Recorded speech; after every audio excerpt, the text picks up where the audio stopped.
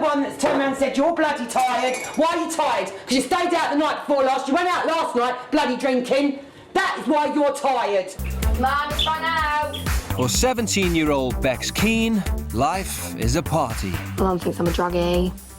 My dad thinks I'm a waster, thinks I'm going to get pregnant. What do you mean abuse my body? The drugs and the drink, Bex. You don't even know? No, of course we don't even know. We've tried absolutely everything with Bex. All different kinds of grounding, punishing, you name it, we've done it. I just don't like him. What? Are you home tonight? I don't know. Bex and boys, she's a dog on eat. Round my head, is it so nice? Love you. I have loads of boy mates. I shag most of them. I like to have a bit of a drink. Where's the other bottle? Pick her up, put her in a convent, and she'd be buggered, wouldn't she? To her parents' dismay, her partying lost Bex her place at college and her job at McDonald's. I can't be bothered to get up and go to work or go to college. She's completely and utterly lost. She is an alien. 16-year-old Chesden Dundee is in love with his hair. Yeah, Chesden spends a lot of time doing his hair. Every little hair has got to be in the right place. I might look like a twat, but at least I'm happy, you know what I mean? Chesden came out to his mum when he was 13. It don't bother me in being gay at all, but it's behaving like a tart. Chesden enjoys shocking people with his exploits. We all came back here and we got really drunk and ended up having sex with each other, and we filmed it on my camera on my karaoke machine. Chesden's mum, Sylvia, is seriously ill with heart disease, but that doesn't stop him from treating her like a personal servant. Put it on spin. 3 years ago I had a heart attack. I couldn't get stressed, so I let things go.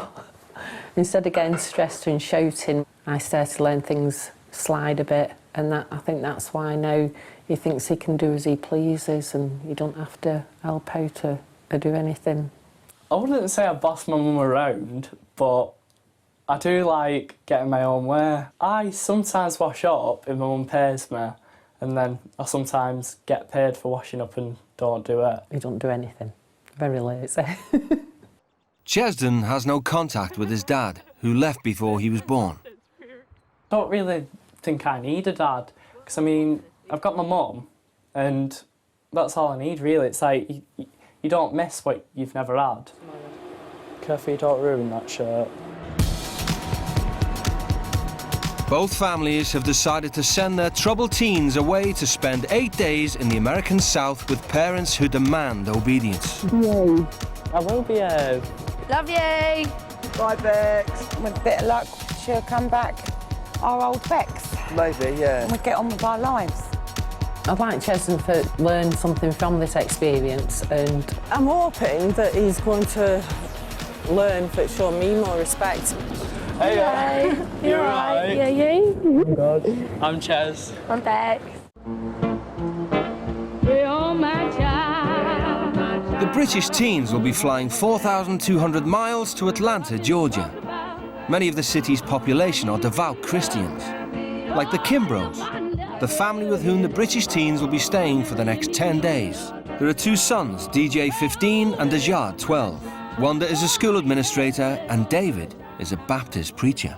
What is wrong with you, mommy? When I say no, I mean no. The Kimbros believe in the divine right of parents to chastise their children. One of the things that's really important to us is God. It's important for us to be able to instill that in our children. And secondly, for our children to walk in obedience. Obedience to God, first and foremost, and obedient to us as their parents. Wanda Kimbrough demands that her children treat her like a queen. Make sure you get all of the dishes washed and that they're washed well. I'm not just the queen, I'm the homework queen. Do not come back until you have checked your answers. Do you understand? Yes, ma'am. Okay. I think one of the worst things our kids can do is to lie to us. We don't believe in smoking, we don't believe in drinking, we don't believe in using profanity, and just things of that nature that so many people in society think are no big deal. They are a big deal to us. For the next 8 days, Chesden and Bex will have their lives dictated by the Kimbrough's strict moral code. After their 9-hour flight to Atlanta, it's already clear that Chesden and Bex have plenty in common. Why are people strict in the first place? So that the kids don't end up like us. I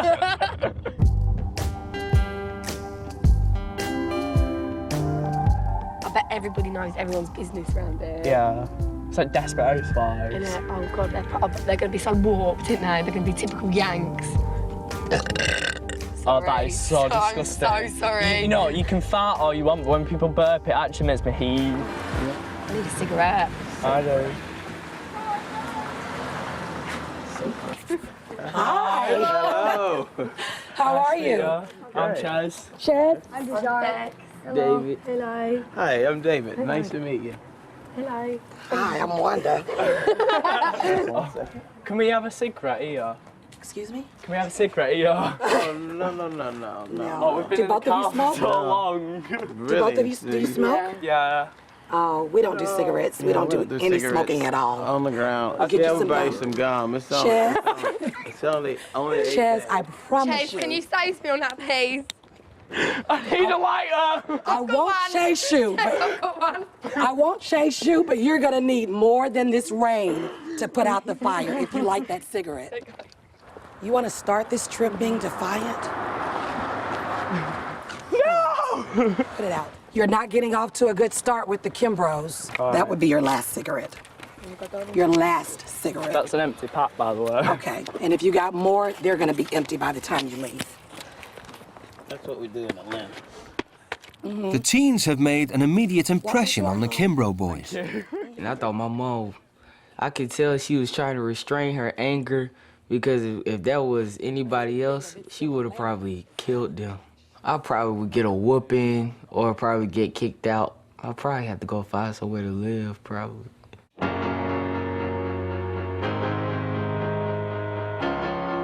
This is the room of angels. So when you walked in the door, there was an angel assigned to you. And when you walked across the threshold, you became a part of our family. Wanda is apparently not aware that she has ever met an openly gay person. I'm a pretty boy. A pretty boy? A pretty boy. What's a pretty boy? A boy that's pretty. A boy that's pretty. A pretty boy. Yeah. Well, in America, pretty boy may mean something slightly different than it does in the UK. What does pretty boy mean in America? Pretty boy in America means that, Here we go. pretty boy means that you are, Gay. A homosexual. to put it bluntly, Yeah, I am. would that be you? Yeah. Oh. Don't worry, I'm not gonna like bum in your house or anything. Oh, we're not concerned about that. No. We're not concerned about that. We're not concerned about you doing anything that you don't have permission to do. All right. So they're either acting or they are actually insane. Like no one can actually be like that. I just don't believe it. Well, they're just not all there. Let's just tell it they're just like not the full ticket at all. Let me get the two of you to have a seat over here for me and, What, on this table? yeah, at that table, the formal table for the formal. The Kimbroughs call a meeting. Every civilized society, there are rules for which we are to conduct ourselves. So that's what this meeting is all about. So Wanda and David want to make their expectations as clear as possible.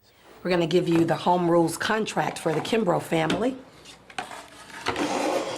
You don't have to Yes, commit ma'am. anything Yes, to sir. memory. There is a consequence for every action, so we want you to think before you act. So education is extremely important in the Kimbrough home. You're expected to maintain no less than a B+ average in every class. Profanity is used by people with limited vocabularies and people with the inability to intelligently express their displeasure. The Kimbrough family is highly intelligent and only uses language that illustrates our intelligence. Would you please move the clipboard because I want to be able to see your facial expressions. Thanks. When you are being reprimanded or corrected, you are required to respond. Yes, ma'am. No, ma'am. Yes, sir. No, sir. There is no smoking. There is no drinking. All of that is strictly prohibited. Christianity is very important to the Kimbrough family. We encourage every family member to foster a personal relationship with God. This family attends church 2 times per week. Your attendance is not optional. I just can't believe that people actually live like this. It's just it's so different from our life. We need you to sign the copies that are before you. For their 8-day stay, Chesden and Bex's behaviour will be subject to the Kimbrough's 1,000-word contract. All them rules. There was 4 pages of rules. 4 pages. And they've all got their own title. With bullet points. Verbal communication. Yeah, but it's not bad. Oh my God.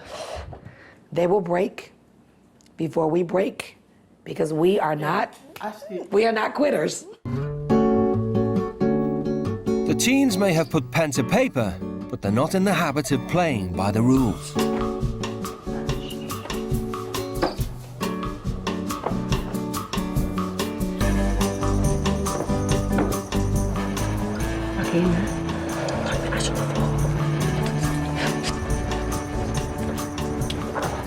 If your mates can see us now, they're actually really shocked. Like, they think we're really naughty and stuff.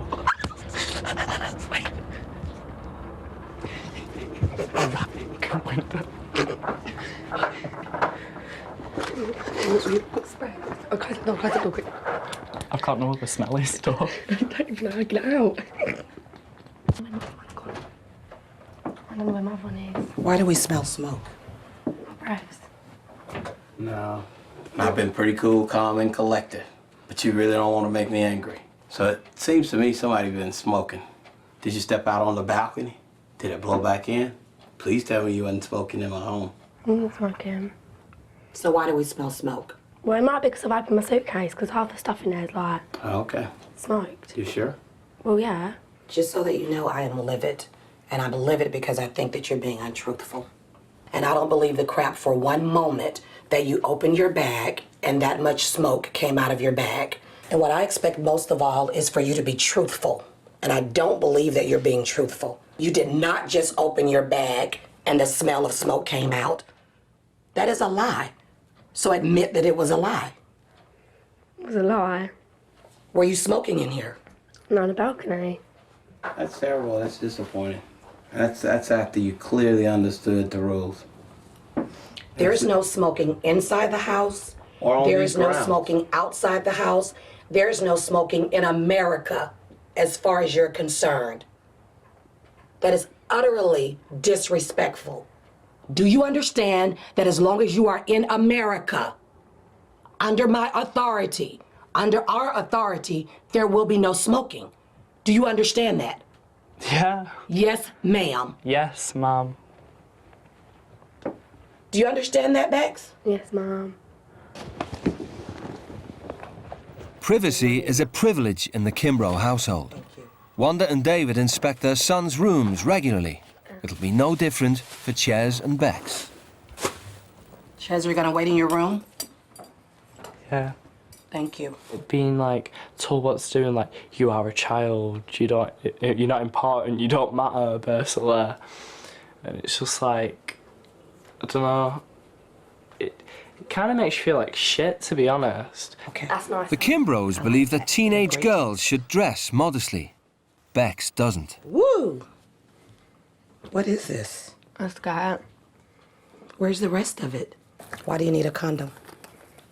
Well, if you like go out and then you have sex. So you're sexually active? Yeah. Are you married? No. Well, we believe that sex is reserved for married people. Chesden leaves the house without permission. Your son went for a walk. You let him go for a walk by himself? He was gone before I knew it. I heard the door close and then I went. Hey, and there he Ches. was. Yes. I'm actually shaking. I'm not angry.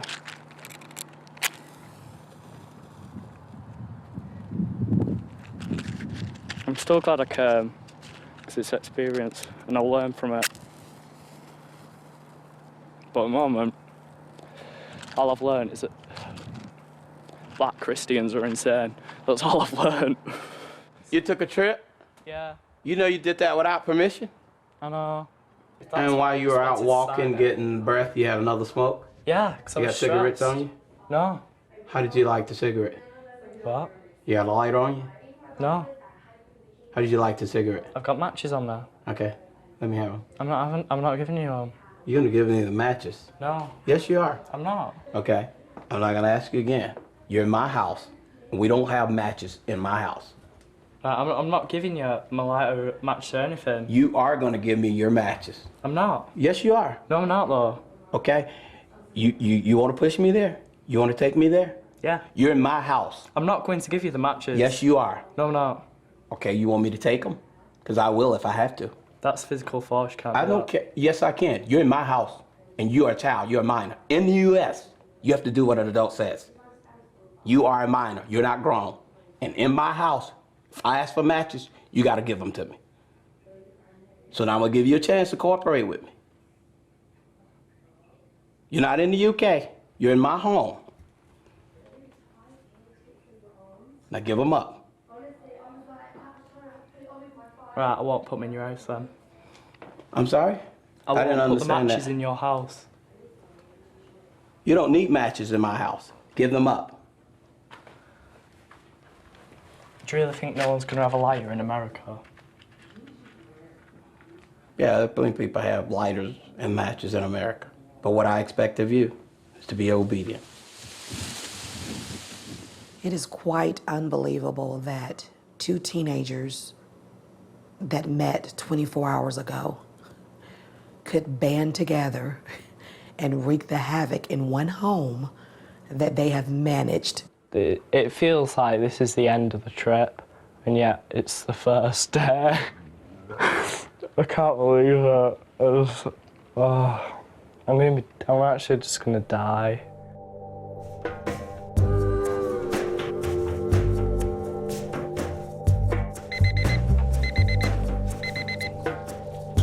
Day 2, and it's another first for Ches and Bex. Rather than getting ready to go out partying, they're getting ready to go to church. Are those navy or black? Never. Okay, the ones you have on are better. All right. Cool. Can you come downstairs? For the Kimbros, it's essential that their new children make a good impression on the congregation. Just remember that you're representing us, and remember that our roles there, we're not just parishioners. We are the head. That's the pastor over there. I'm his wife. And what people think about us as the leaders and our children is very important. We're stuck in America. I'm ready for going to bed. I'm so With some tired. religious freaks, yeah. I think the Bible's a load of shit. I think it's a load of stoners that have probably just thought, oh yeah, we'll make some money out of this. It's like Bigfoot. Well, I'm not thinking of it. Bigfoot's real.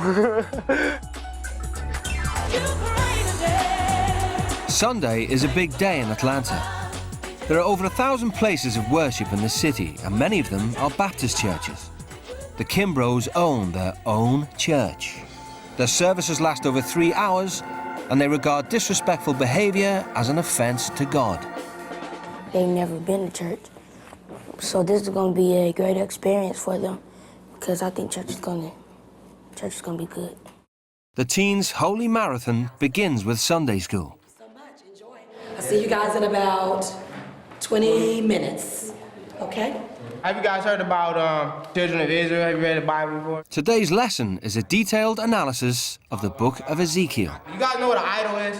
What? Do you know what an idol is? Like American Idol. Unknown to the teens, Wanda's office computer is linked up to the church's security cameras. You awake? You awake? Okay. Now, I want to tell you, you want to pay attention because when we go upstairs, we stand in front of everybody and we review our lesson. So, everybody says one thing about the lesson, and It's really so unbelievable, and the whispering that they're doing is kind of driving me insane. spiritually, basically, since they have been doing what It's like I feel like they're plotting. What's going on? You have a question? No, I'm just bored. Can we go, please? Oh, okay. You want to come sit right here? Can we go upstairs, please, and get some fresh air? No, not yet. We almost done. All right, we got about 10 more minutes, okay? Can we go now? Grab that, you can grab that check. Scoot down on mine. Jeffrey? Yes, ma'am. Good morning. Good morning. Chad, where are you going? Chad? No, seriously, just...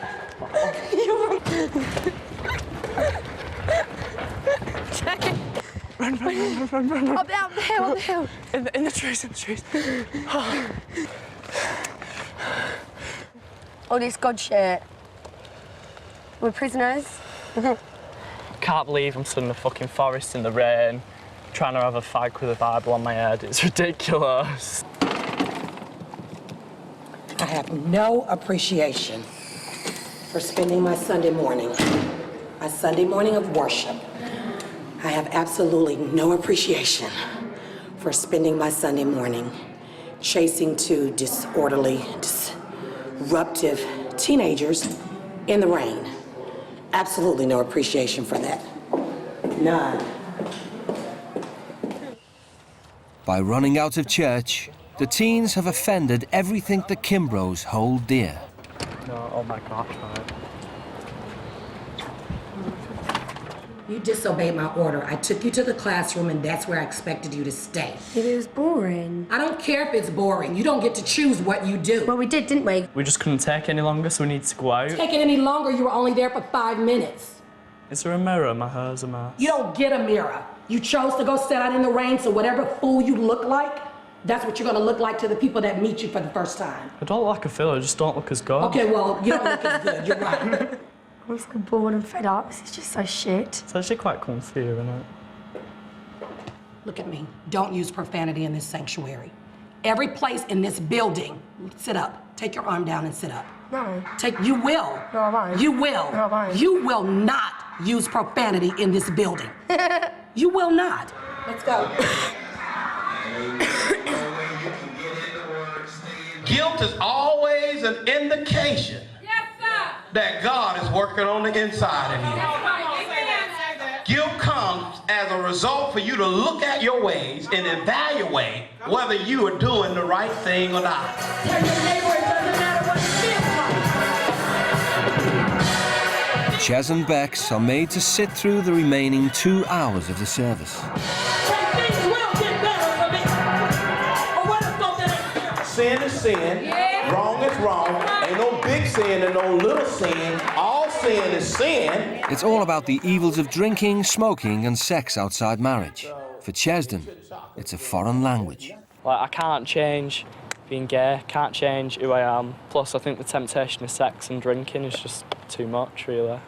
They're very sheltered, like, and they don't understand. I literally doubt half of the people in there have ever been laid. The Kimbroughs treat Chesden and Bex to lunch in a restaurant. Great. Lord, we thank you for this food we're about to receive. We pray you bless it and allow it to be nourishment for these wonderful bodies you've given us. It's an opportunity to find out more about the teens' lives back in Britain.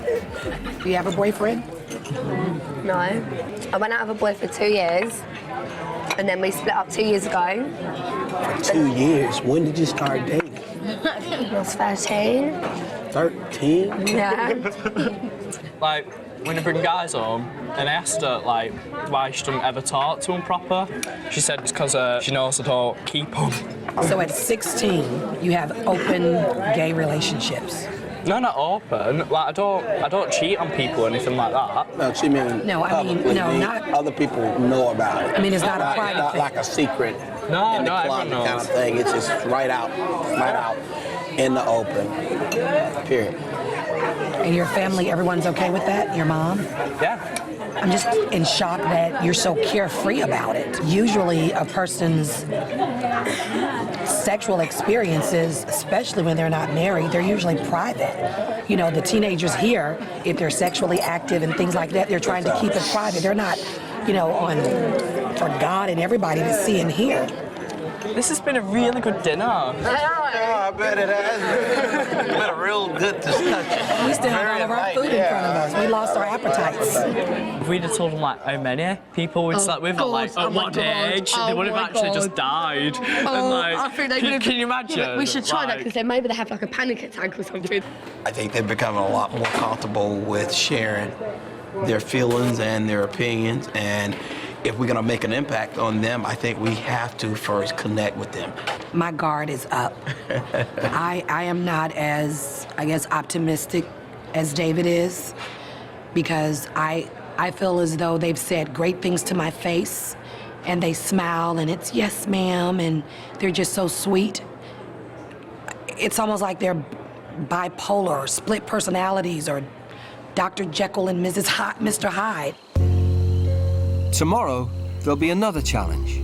Chesden and Bex will be going to school. They pretend school is gonna be different. It's gonna be disastrous. I can feel it in my bones. I mean, every time she says, "Are we going to school?" I just think the embarrassment is gonna be so great, it's gonna be headline news.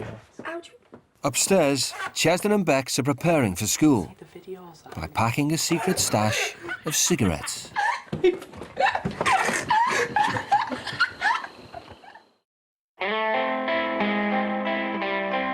The Kimbroughs have insisted that the British teens follow their new school's uniform regulations. Tuck it away in. Oh, like I've just got out of bed and had sex or something, don't I? The Kimbroughs run a primary school together. David is the head, Wanda is the administrator. Education is very important to my husband, very important to me. We really feel, though, as though that if a person doesn't have a great education, then their quality of life is compromised. The British teens aren't the most promising of pupils.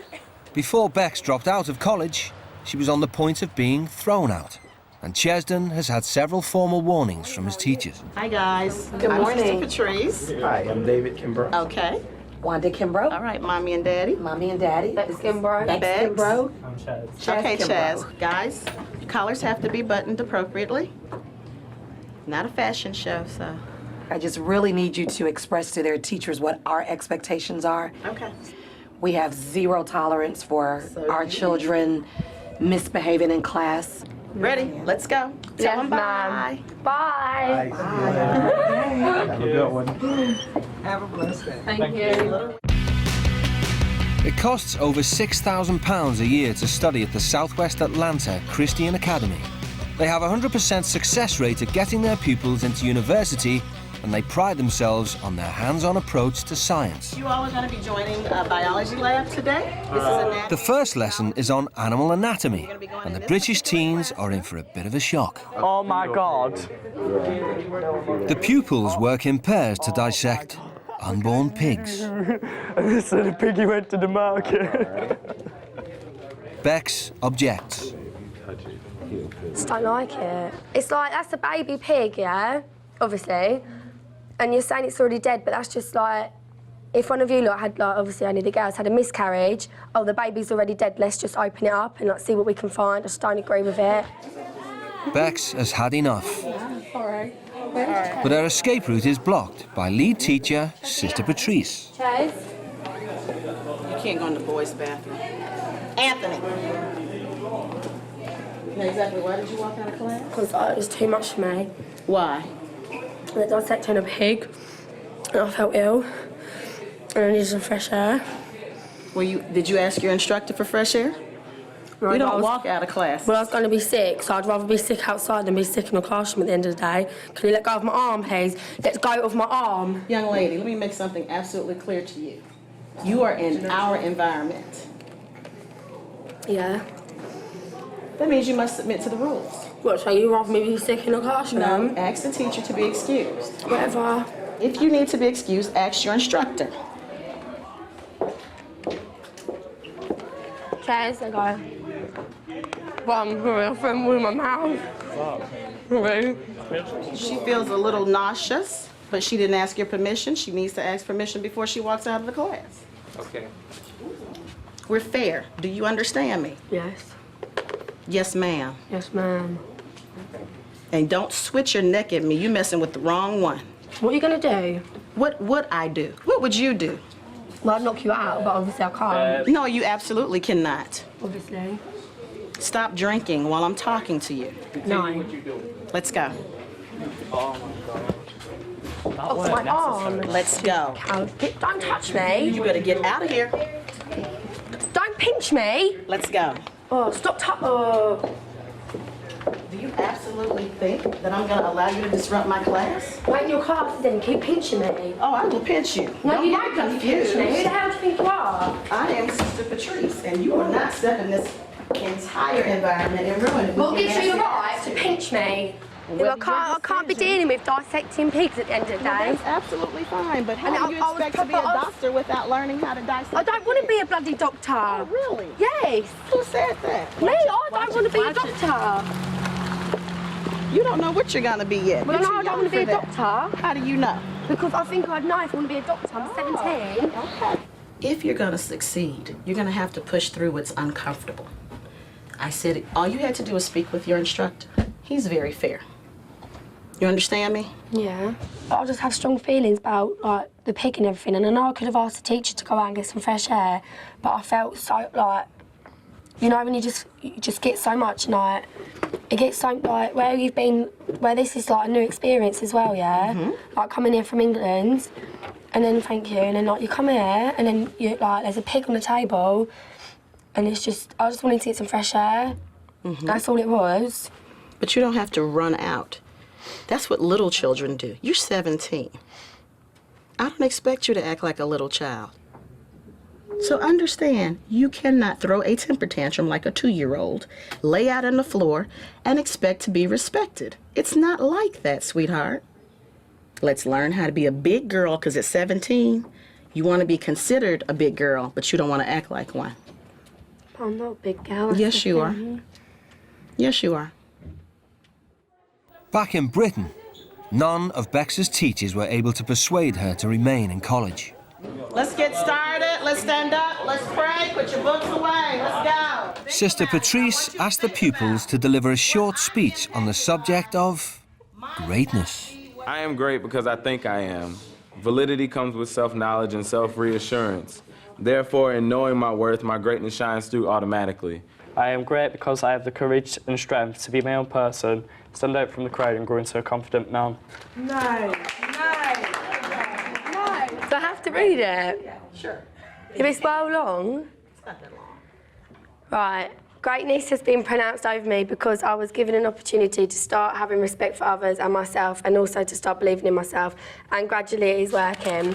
For example, in England, I do what I want when I want, like I'm addicted to horse tranquilizer.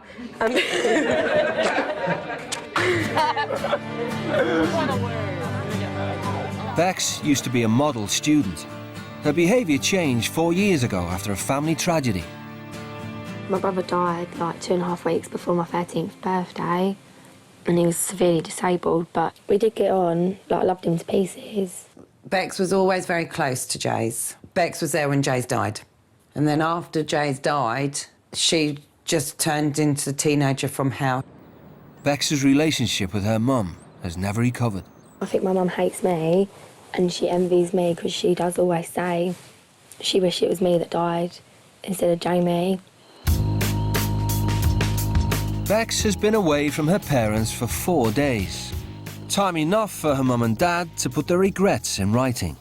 We want to both apologise once again from the bottom of our hearts for what we both said regarding you dying instead of Jamie. It was a horrible thing to say, and we are disgusted and embarrassed and totally ashamed by the outburst. You have been abusing your body with sex, drugs and alcohol, your own choice, of which we see as a kick in the teeth. Jamie, on the other hand, didn't get a choice. He was born with cerebral palsy. You have no disability, so why abuse your body? I'm sorry, but I think that's my shittest letter ever. I'm pissed off because she just wound me up. I'm sorry, but... Oh. She's a dickhead, I'm sorry. She could have been like, hello, darling, hope you're having a good time. We miss you loads, can't wait to have you back. And made me feel nice, and I want to go home. But instead, I might as well just stay here. The British teens had been staying in one of the most comfortable areas of Atlanta. But Wanda and David's childhoods were anything but comfortable. And like Bex, Wanda suffered bereavement at an early age. One of the things that drives me is growing up without parents. My father was brutally murdered when I was 3. My mom died 18 months later, so I went to live with a grandmother who was already a senior citizen. So she provided for me and did a great job, but just that that void was always there, to have that mom to take me here or that dad to take me there. I thank the God for a limit. I thank him that I can't eat all I want when I want. David's father fell gravely ill when he was young, and the stress of caring for him and bringing up 10 children contributed to his mother's early death. As a result, David's now passionate about being a good dad. When it comes to parenting, I don't think there is a failure, except the failure to do all you should have done. And so with these British teenagers, we're going to do everything we can, and we're going to treat them just like they're our kids. It's just a few days. That's all we need is a few days. Chesden has never known his father. He's close to his mother, but she's in poor health. It's like she had an heart attack, which wasn't my fault. I don't want to sit at home looking after my sick mum. The Kimbros called Chesden's mother to find out just how much he does to look after her. Are you saying that the only job Chesden does at home is washing up the dishes, and you pay him to do that, but he doesn't do anything else? No. Here I teach my sons that if there is a lady in the home, she is to be treated like a queen, and we serve her.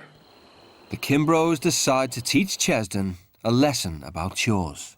Well, we're gonna let you do some chores under your dad's authority. It's not my dad. How many times? No, it's like you're trying to annoy me. You're trying to wind me up, and you're being smarmy about saying it as well. Hey, do me a favor. Stop Again, saying. No, that is winding me up. Don't take me off.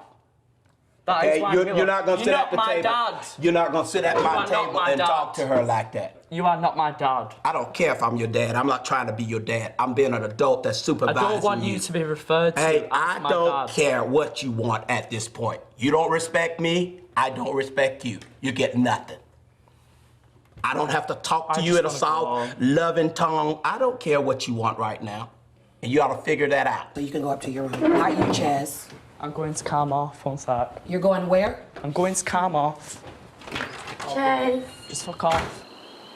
This just shows you his level of immaturity. Yeah. Because this is not what a family unit is about. You don't just walk out and throw that person to the dog because now they've pissed you off. Right. He talks all day about what's wrong with us, but never really talks about what's wrong with him. He's never had anybody, I don't think, to get in his face like you've done. And he is gonna have a very hard time regrouping. What do you think about that exchange? It's crazy. What was crazy about it? I mean, all they have to do is sit here and listen. Instead, they kept on talking back and stuff, and then just storm out like that. Yeah.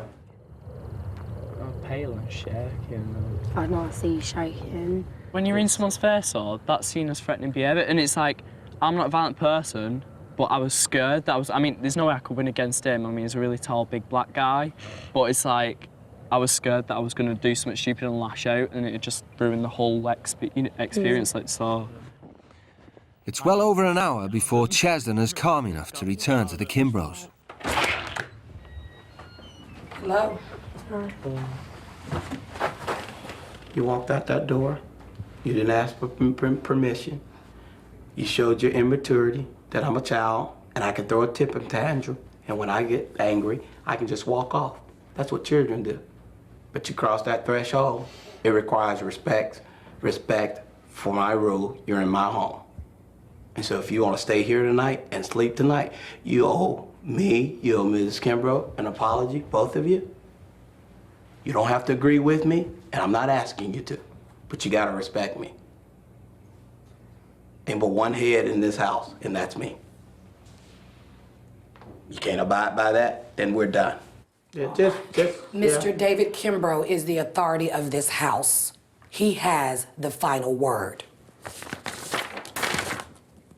The teen's signature does not necessarily express his or her agreement with the terms of this contract, but unequivocally denotes the teen's understanding of the rules and the consequences herein.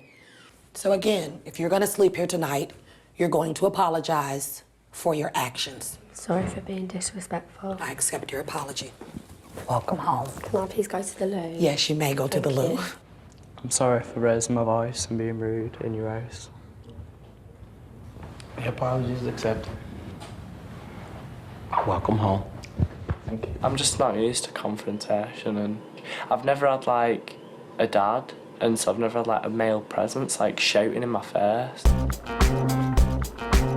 As day 5 dawns, it appears that David's words have got through to Chesden. He gets up early and completes all his household chores without complaint. Chesden's obedient behaviour continues at school. Bex isn't quite so obedient. Facebook is not on the computer studies curriculum. Get off me. You do not do that. You know better. And you already know that. Come here, let me talk to you. Back home, Bex has given up on her education, but Sister Patrice has not given up on her. I need a fag and I'm going for one. I'm sorry, I'm going for one. I don't care anymore. We don't allow smoking on campus. We don't allow students to smoke. So she's leaving campus in order to try to do what she'd like to do. It's very unfortunate for her. She's just continuing to destroy herself. Why are you determined to hurt yourself? I'm not determined to hurt myself. Yes, you are. Just need a fag. No, sweetheart, you're killing yourself. This is killing me. I know it's hurting your feelings, but that's different. So why are you determined to destroy yourself? I'm determined to destroy myself. Yes, you are, sweetheart. You're 17 years old. You know how you're living? You're living like a person that's been out of life for quite some time. You're more worried about me, like, and how my life's going, and then, like, the family's just worried about rules and stuff. Now listen, there is a concept, whether you believe it or not, that exists called mercy. But you have got to think about the repercussions of your actions, and you're not doing that. Okay, so you weren't born into this family here at Southwest Atlanta Christian Academy, but we've already accepted you. With all of your craziness and everything, do you realize that if a student smokes here, they are kicked out of school automatically? They don't have a second chance. So if you are given mercy, you've got to show your family mercy. Whether you agree or not is not important. You're still a child by law. We're trying to show you how to be a better person. Lead us not into temptation, but lead us from evil. For thine is the kingdom, the power, and the glory forever. Amen. Amen. Bex finds a new enthusiasm for school. None of you can get the ball off me! She's a sweet child. She really is. It's inside of her, but she doesn't necessarily see that part of her all the time. And quite often, because people might expect negativity, she gives what they expect. When you don't expect negativity, it's amazing how positivity can reign. Chesden's second day at school has been an extremely positive experience. He's applied himself, stayed out of trouble, and won plenty of friends. He's really funny, and he's been keeping me laughing since he's gotten here, so I kind of don't want him to leave. You gave it a chance. And that's all we ask this morning, is that you give it a chance, not throw in the towel, you know, not be rude, be disobedient, just give it a chance. And you did, and that's really, really great. I am so proud of you. Thank you for so that. proud of you. Today we went to school and everyone's just really, really respectful. And I know it sounds so sad, but unless you come here and experienced it for yourself, you don't know what it's like. And it's like, you can just feel the love, you know what I mean?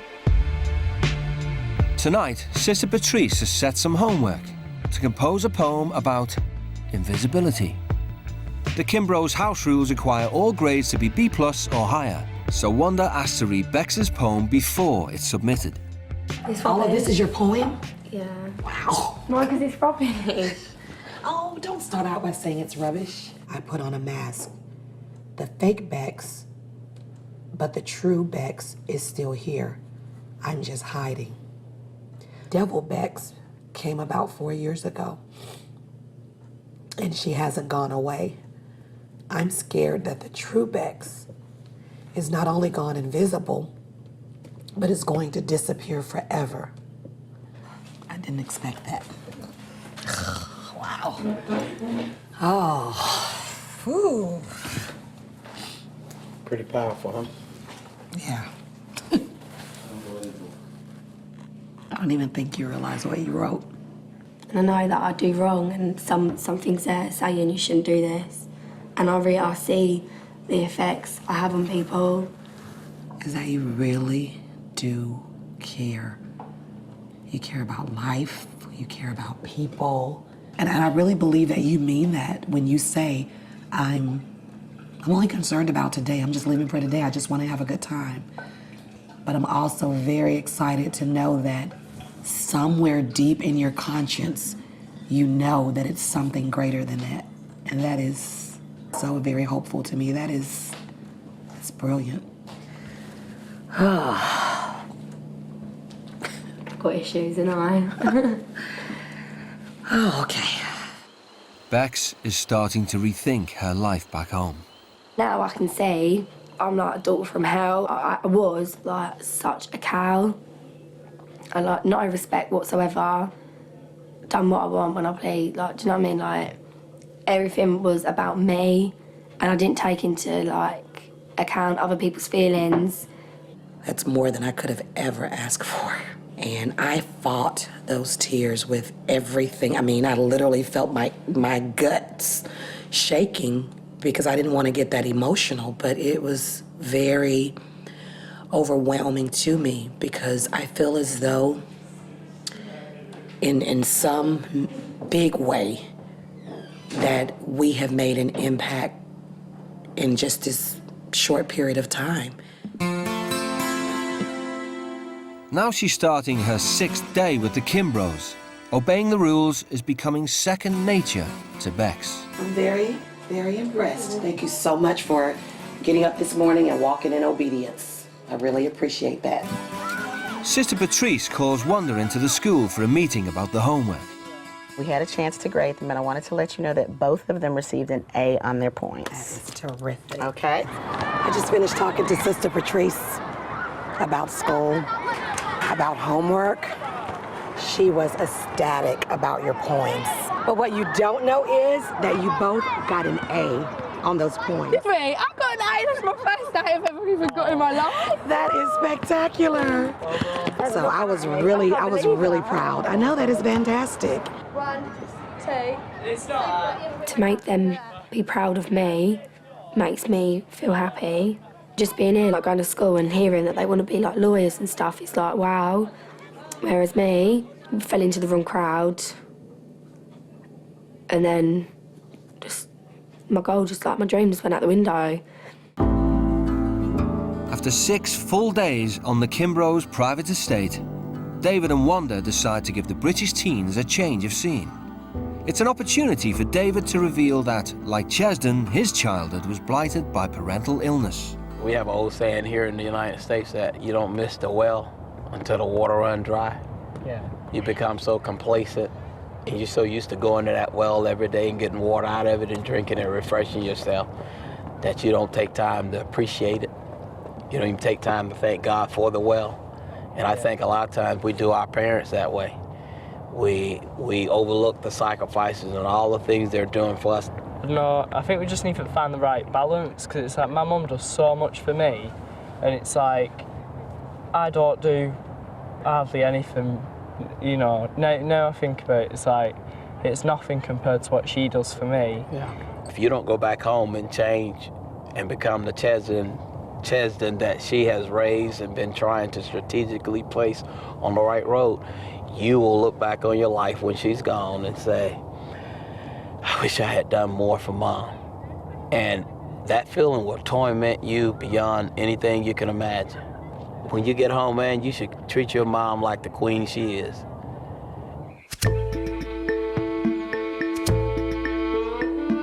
Wanda decides to open up to Bex about her own childhood. By the time I was 5 and I started kindergarten, both my parents were already deceased. So any relationship that can be salvaged, especially between a mom and a daughter, is really important to me. Really important to me. There are days that I just want a hug or to hold my mom's hand. My teenage years, I mean, I've gone through my entire life with this huge void. in my heart.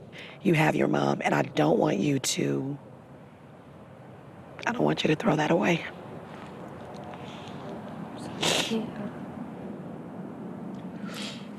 You've had probably the worst life I've known, like anybody I know, like the worst one, and yet you still smile every day. And just such an inspiration to me. I made a choice.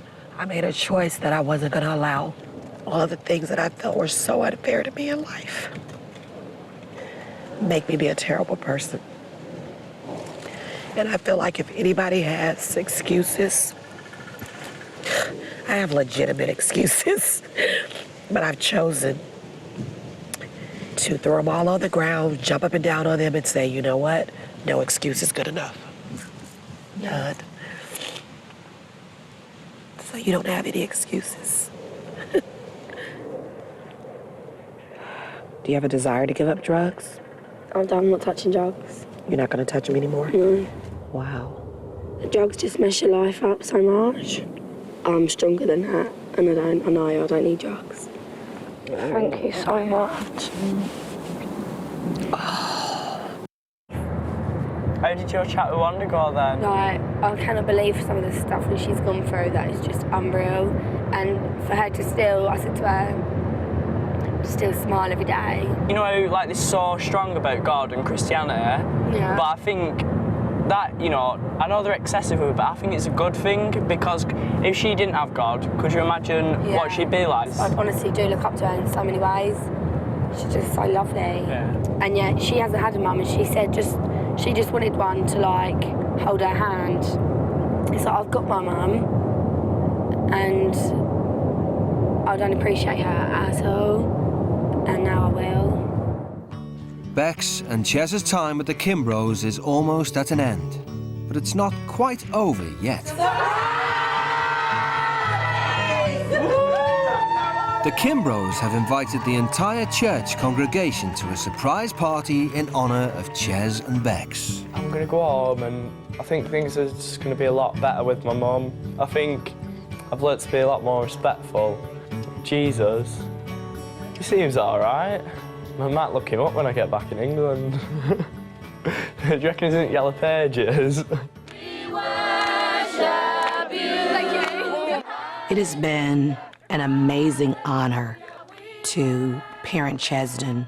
I was very skeptical about having an openly gay 16-year-old in my home, but I understand now that that was mainly because of my ignorance and because of my fears. Be blessed. Thank you, Father. Bex, I really hope that in sharing my personal life struggles with her, that in her quiet moments, that she really thinks about some of the things that I've told her. Gonna sort my life out and, like, make an effort with my mum, because I realise that mums are really important and I shouldn't disrespect her. I'm gonna have respect for myself, so I'm not gonna, like, do the drugs anymore. She don't need them, so I've had fun without them. And then just get my life on track and start again. Cheers. I love you. Love you, Dad. All right, love you too.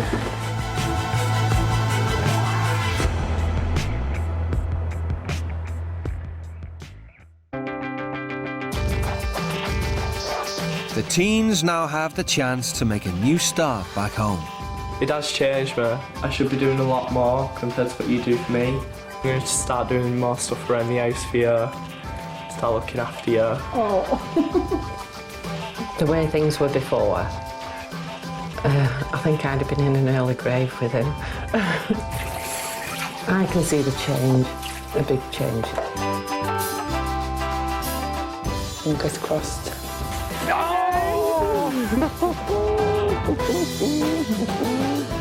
Have we left the horrible Bex behind? Yeah. Yeah? Got rid of her in the Atlantic? Yeah. Oh, good, good, good. Next time on the world's strictest parents, public school dropout Peter Wrigley. He's become very pompous, very arrogant. That is all vodka boy. And party-loving hedonist Jocelyn Harris. You do smoke cannabis, we all know that. I'm not going to stop drinking and, like, never take drugs again. Get new parents in India. You went through my stuff. That's like my belongings. Please let me make it very clear. My children won't define me. Irritated? No, get out of my way, seriously. Wait. Get out of my way. I'm dreading what we've got planned for the rest of the fucking week if we start off the first day doing this shit. This is shocking.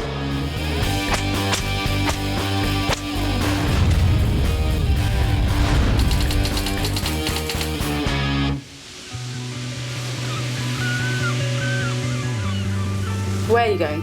To a pub. To a pub? Yeah. Okay. You're allowed to drink in a pub? Bye. Sorry? Bye. That's rude. No, it's not. You won't talk to me? No. That's rude. Okay. Very rude. Okay. Are you allowed to drink in a pub near me? You're old enough. Obviously, she knows I'm not old enough to drink in a pub, so why ask? It's a bit of an obvious question.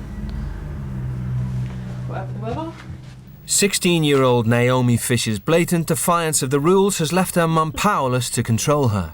I tried everything from shouting back to taking away privileges like money, telephones, anything I could think of. Nothing worked. Naomi had to sit her GCSEs a year late after being kicked out of school. She's been a law unto herself ever since her parents split up 3 years ago. She was just very angry, as I guess you'd expect. She wasn't happy about the situation at all. You know, she wanted us to be a family. Like when they told us and stuff, like everyone cried, but I'm the kind of person just not to cry, to keep my emotions like bottled up. But that is basically when things just started going out of control after that. So what time are you going to be in tonight? I'm not too sure, Mum. Could you give me a time, please? 3, 4, 5. How about 2 o'clock? No. Yes, please. No, Mum. Most of the time, I'll just end up walking out because I can't really bother to argue with her anymore. And if you can't live with someone at all and it's just hell, of course you feel you failed. I hope that this trip helps her to communicate with me, communicate with her mother better than she's been able to up to now.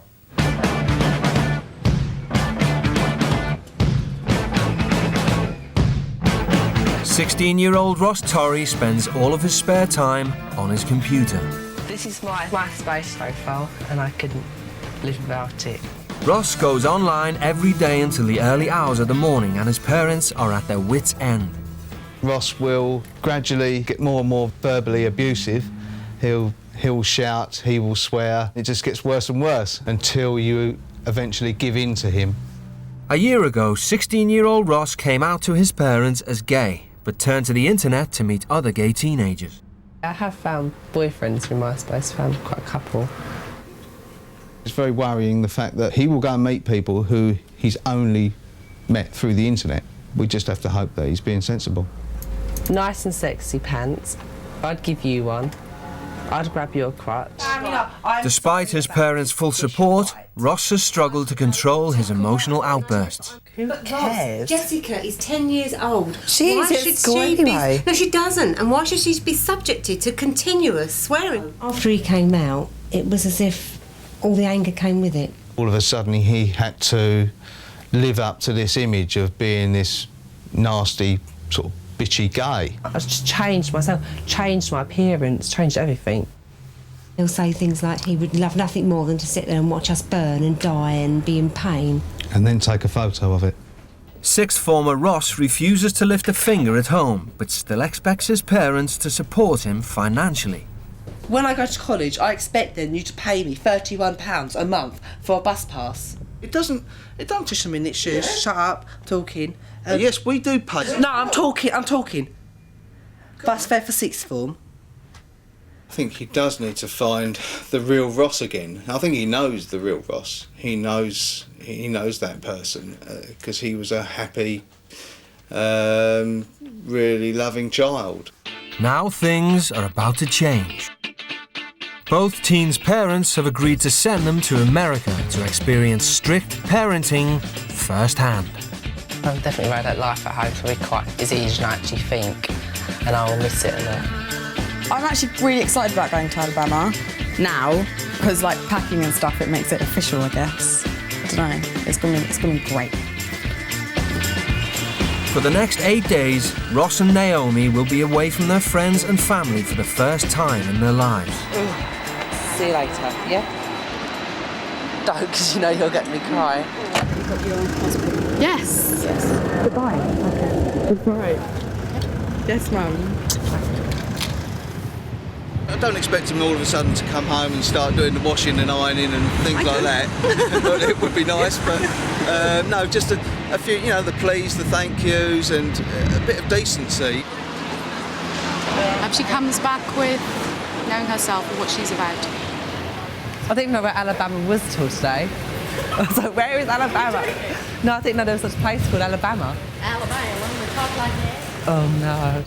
The teens are being sent to Alabama, 4,000 miles away, where they'll be staying with the Garnetts, a deeply religious, conservative family. Satan wants to devour our kids. He wants to pull them away. He wants to bring them into darkness. So it's my job to not let him do that. Mum Lynn is a part-time teacher, and Dad Mark works for a large pharmaceutical company.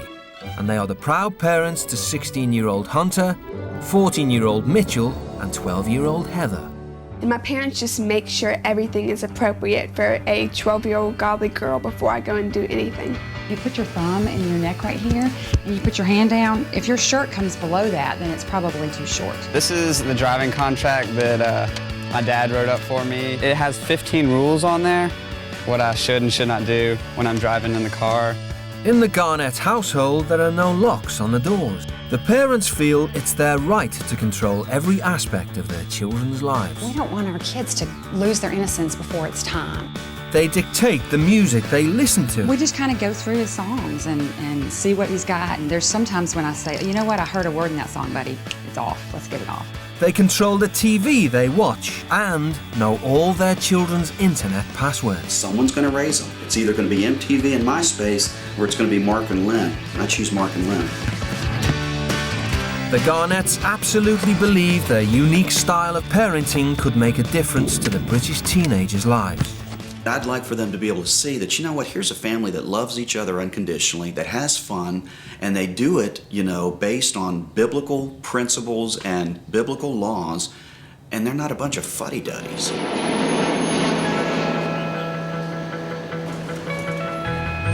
After a 9-hour flight, Naomi and Ross touched down in America.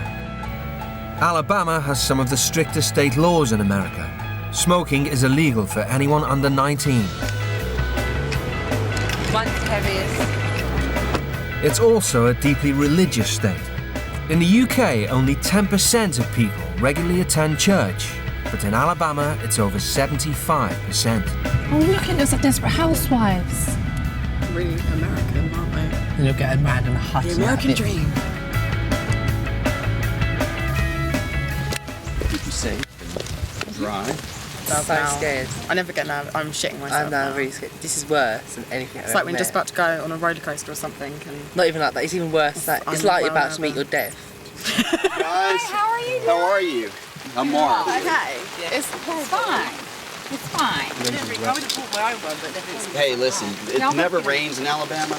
And it rained, of There you course, go. right On the now. ride, On today. You can Hey, watch your step. These steps are kind of steep. I understand.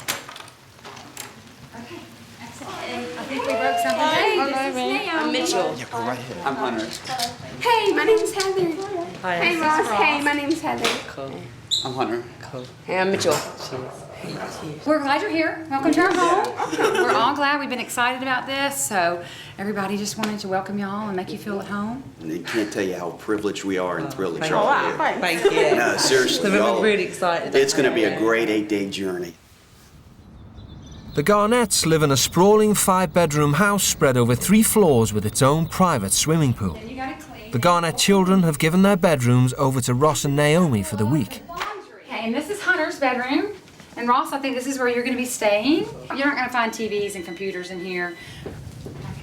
And this is Heather's room. And we're going to get you set up so you'll be comfortable and that kind of But thing. before the British teens can get unpacked, the Garnetts lay down some ground rules. First on the list is foul language. One thing that we don't tolerate in the least is any kind of profanity. No F-bombs, SH, a-hole. The nuclear bomb of profanity for us is to take the Lord's name in vain. Heather, is at an age where she would probably faint if she heard, that in our house. We're very interested in every aspect of our kids' lives. We monitor the internet. We don't allow inappropriate websites, and we monitor what they download and what's on their iPods and even on their cell phones. It's the exact same thing with the TV, and we don't bend on that one. One thing that we don't allow in this home is alcohol, and we don't allow smoking. I'm going to give you an opportunity to go upstairs, and in your suitcase, if you brought anything with you that you know, and right now you know in your heart, if it violates any of the things we've talked about, this is an amnesty time. It's a time for you to go get it, no harm, no foul, and bring it to us. Sound fair? Good, excellent. Used to having complete free rein, the strict regime comes as a bit of a shock to the unruly British teens. What the F-bomb, honestly, a-hole. Oh, I said a-hole, oh dear.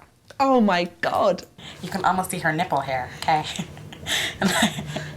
Yeah, I think it's completely over the top. Like, they should, I don't know. It just doesn't seem human almost, that you're not allowed to see the things that go on outside of these walls. There's no need to be continuously looking over this, looking at them, watching what they're doing and stuff. I mean, come on. Yeah, I really doubt they're gonna like magazines, so I'll get rid of those and my iPod. But I'm not giving them my cigarettes. I put them in here. They're actually in my pocket. I don't even have that many. I have 7. But I'm just gonna keep them. Thanks. I don't have anything. There is nothing explicit. I don't have any magazines and stuff. What we're going to do now, we're going to go check your bags. Before we do that, still got an amnesty second chance? Anything else that... Yeah. My cigarettes in my bag. 6. I've not got any 6. The Garnett children are regularly subjected to random bag checks, and the British teens are no exception. There might be a bathing suit issue if this is any part of what she thinks we might wear outside. It's probably not gonna happen. Didn't you weep yourself when they said that her daughter fainted if they had a swear word? Yeah, I know. What was that? The die. I think my dad would actually faint. I had to hold my teeth up. I was like, I thought I was gonna laugh. When you get, because you get them putting your head down, and I can. Just some of the things they were saying. I just wanted to laugh. You don't do it because you'll make me laugh. It's just a bit over the top. It is really over the top. It even tells her it's bad for her. Smoking kills. Anything? The iPod looks very acceptable. Is my stuff okay? Oh no, they're looking at my pictures! Oh shit! No! Naomi! Pictures of me drunk at my face. Oh shit! These photos are really fairly benign. With over 300 photos on Ross's camera, Mark has failed to notice his drunken snaps. You know, I don't have a whole lot of problem with them, to be honest with you. That is so rude. How dare they go for my pictures? At least the courtesy and decency to fucking ask. Okay, I know we were gone so long, and I'm so sorry. I'm livid. I think that's so rude. What is rude? Looking through, I think you should have the decency to ask, can we go through your camera, please? Then I would have quite happily agreed. But the fact you've just done it behind my back, I think is really, really disrespectful to me and rude. I will say this, you know, our house is very personal. And so anything that's brought into our house is open for inspection. And on this front, Naomi, on the cigarette front, let me also mention to you this. There's beginning an eroding of trust, and that's not what we want. Therefore, it's got to be earned back. I don't think it is fair at all that they've taken my cigarettes, but for now I'm feeling alright about it because I have had a couple of fags today before I came here. But I know that tomorrow all hell will break loose because I literally, if I don't have a cigarette, I can't function properly. When I was having a go about my camera, I controlled myself. But I think probably by tomorrow, latest the 3rd day, I think I'll probably break. Despite their shaky start, Mark still believes he can get through to Ross and Naomi. They're both really, really good kids, and you can see that. It's almost like a shell, like an exterior, but it's one that's transparent. And though it's hard and it's a hard shell, you can see on the inside already And you can see that there's so much good in there. Ross has only been in the house a couple of hours and already he's asked to check his MySpace profile. I'm pretty computer illiterate. Unlike at home, in the Garnett household, he'll be closely monitored at all times. MySpace is literally like my world.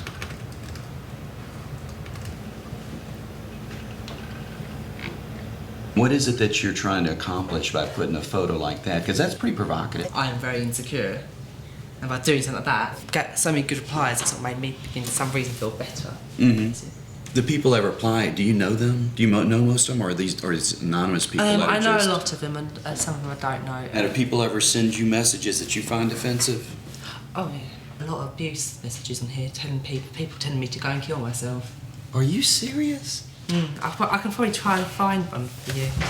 I've had people telling me to go and shove my fingers down my scrapey little throat and make myself sick because I'm a fat person. It's horrible. Well, I gotta tell you, man, that breaks my heart. People are horrible. People are horrible in here. You get some evil people, I tell you. As much enjoyment as you may get out of this, I would argue that the damage you receive from it might counter a lot of that, if not all of it. So because I care about your safety and the well-being of you emotionally, that's why I'm going to ask you not to go on this particular account this week. How do you feel about that? I could probably give it a go and see how I last, yeah.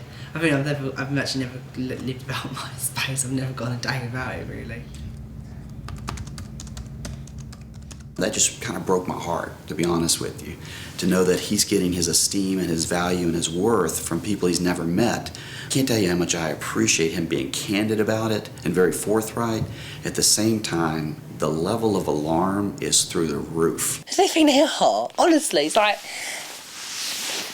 what good does that help?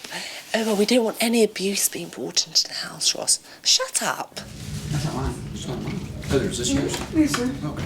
Oh, I thought it was yours. Over dinner, Naomi takes the opportunity to tell the Garnetts what she thinks of their overprotective parenting. You said that you're trying to teach them for the outside world and stuff, but the outside world does have all the things that you're protecting your children from. Hey, they're aware of, the world and cussing and movie and sex and whatever the case may be. There's things we talk about. They're open to that, but it's not something that he fills his mind with on a daily basis. And we want our kids to become the best adults they can be, and we want for y'all, as you enter adulthood, to maybe question some of the decisions you've been making in the past and saying, you know what, these may not be the best choices I'm making when I'm entering into adulthood. You have a real thorough understanding of the expectations are. And why we do what we do. Doing it. Yeah. All right, well, let's clean up and we'll kind of wind down and get ready for bed here. It's only the end of day one, but already the teens are outraged by the level of parental control. They're all robots. The parents have literally robotised these kids. They're going to go into the world and not know jack shit. Their parents are going to think they do. I'm worried with the kids. Because when these kids go outside into the real world, they're not going to be able to cope.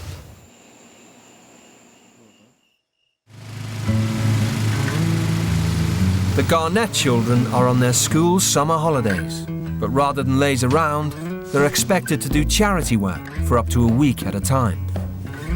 We get paid for this work today. You're helping the homeless people. It's like, okay, yeah, where's my tip? Teenagers can be selfish. We all can. But it's hard to be self-centered and selfish and caught up in yourself when you are looking at others that are less fortunate than you and realize, wow, I don't have it nearly as bad as I thought I did. Today, the British teens will be helping the Garnett's youngest son, Mitchell, who is volunteering at the Firehouse Shelter, a refuge for homeless men. The shelter is in downtown Birmingham, an area with high crime and unemployment. It's a world away from the Garnett's secluded suburbs, only 10 miles up the road. During their shift, Naomi and Ross will be answering to the shelter's manager, Melvin. Good morning, everybody. Well, they're here to volunteer. They're here to work and help out, and they want to assist in serving, and I told them that you all wouldn't mind. Far from resenting the hard work, Mitchell actually enjoys it. My dad is right about it being good for our family, just being able to help others that might not be as fortunate as us. help them before we help ourselves. Okay, so let's go on out here, you all. We're gonna go out front and get ready to start lunch. Okay. The shelter provides hot meals every day for up to 200 homeless men and is run almost entirely by volunteers. Volunteers are our lifeline here at the shelter. Without our volunteers, you know, we wouldn't make it. The teens are only 10 minutes into the lunch service and Ross has already given up. I've got dirt on my shoes. I've got shit on them. I need some tissue. No one's getting me in it. I've got to go myself.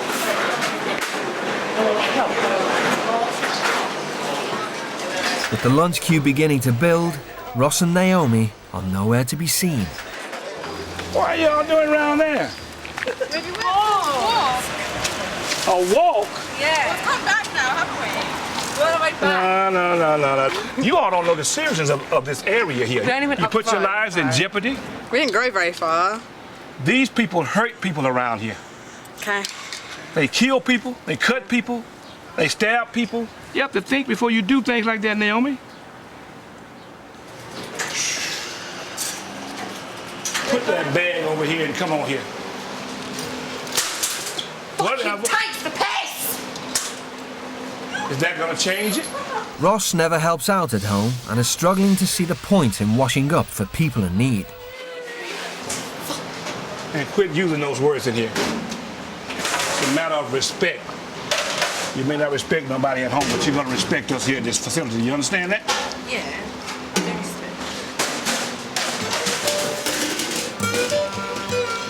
I understand we're volunteers, but we're not slaves.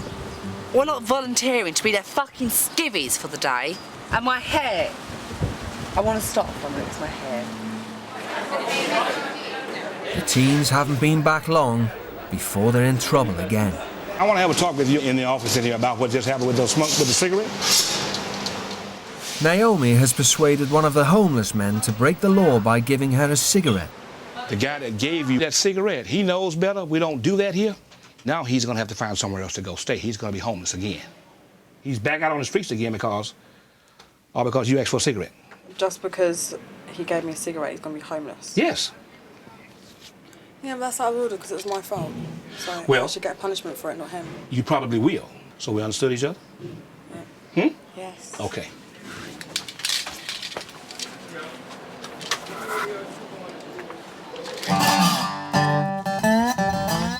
It's 5 p.m. and Mark is keen to find out how the teens have got on at the shelter. I was being forced into cleaning about 1,000 pots.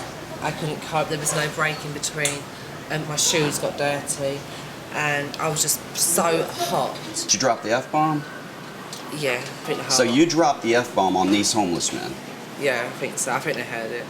Do you have any earthly idea how offensive it is that you would be offended in doing work for the homeless? And B, how offensive it is for you to drop the F-bomb in their presence? Excuse me. Hey, excuse me, can I just have your attention for just a moment?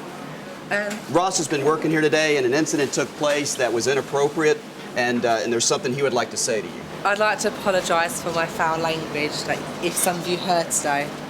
And I'm sorry that I said it in front of you and disrespected you. And I hope that you do have a nice evening this evening. Yeah. Thank you. Naomi has a confession of her own to make. I asked someone for a cigarette, and I got in loads of trouble. He can't stay here anymore. So he's out on the street tonight. These men are begging to be able to get into a shelter like this because there's murders on the street here every night. You put this gentleman in a situation that now he's in danger. I didn't know that that was going to happen. But you don't understand that your actions have major ramifications, major consequences on other people. You've got to take responsibility for your actions. I'm going to give you an opportunity to come back tomorrow with an unbelievably great attitude and great work ethic. If tomorrow goes incident-free, then we're going to take this and put it behind us. Okay. I'm beyond disappointed. What I'm having to do is try to fight back irritation and being furious about it. Bitterly, bitterly disappointed.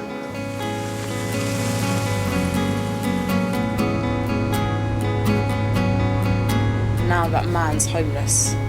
because I asked him for a cigarette. To be honest, that's completely over the top and that shouldn't have happened.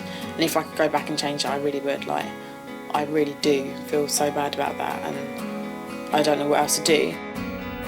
Over the past 2 days, Ross has found it difficult adjusting to the Garnett style of parenting. This is a letter from your mom and dad, and it's a letter to you. Today he receives a letter from home, a reminder from his parents about why he's come to Alabama. You really liked the person you were, Ross. It all changed, Ross, when you came out last year about your sexuality. You had the whole of your family support, and yet you seem to turn against us. The name that you have called us and some of the things that you have said have brought both me and Mum to tears at times. When you said that you would like to see us burn and take pictures while it happened, that hurt us more than you will ever know. How does that make you feel? Pretty sick, really. Ill. Really? Quite ill. And just the feeling that must have for your father putting his head on a pillow and trying to go to sleep at night, it literally, you know, right even now, it's kind of making my stomach churn. Almost I can't fathom that. So wrapped up in myself, I just didn't care about him. I just cared about myself and how I felt and what I was going through and what they was doing to me. I didn't really think that what I was supposed to do with them.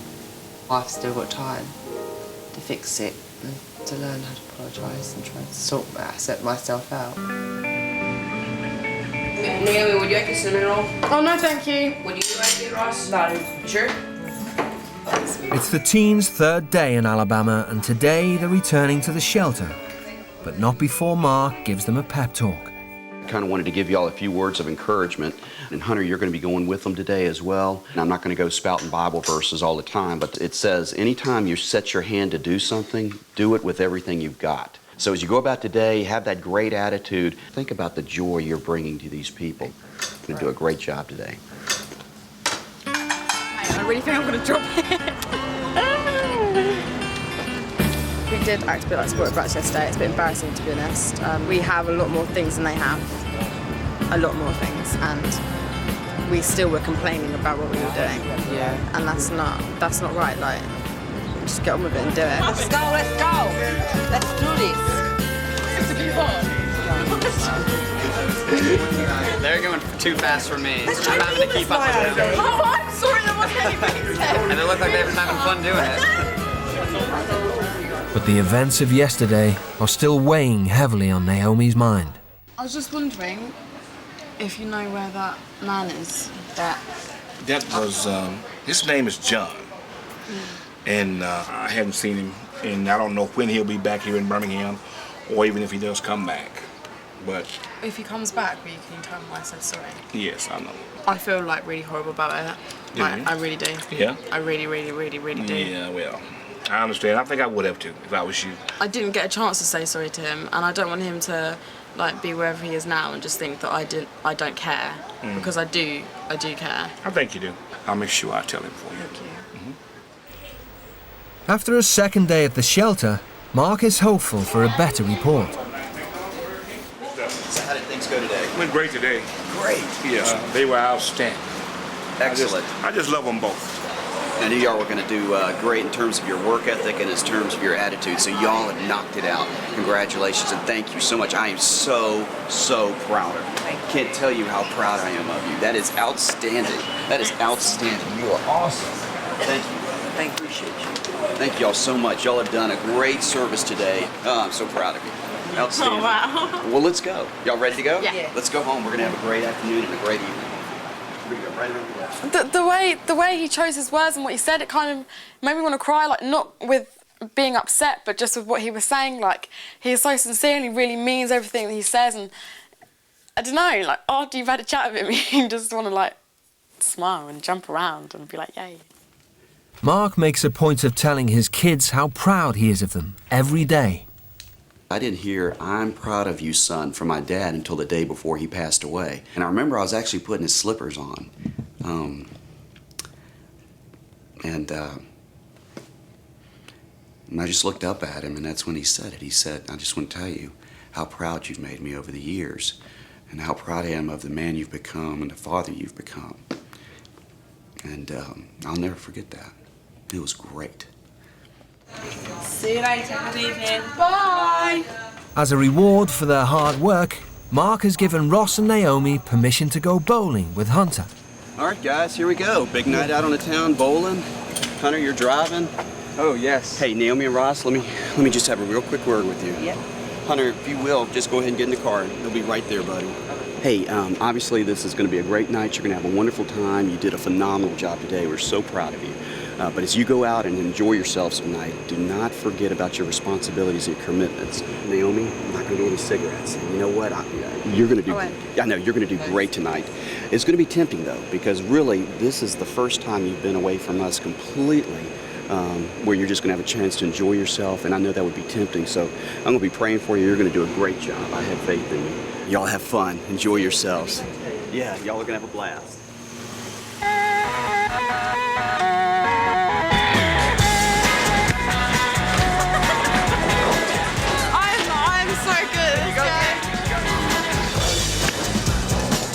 Unlike the UK teams, nights out for 16-year-old Hunter and his friends are a treat. They must be earned, carry huge responsibility, and come with a curfew of 9 p.m. It's the first chance for the teens to enjoy themselves, unsupervised.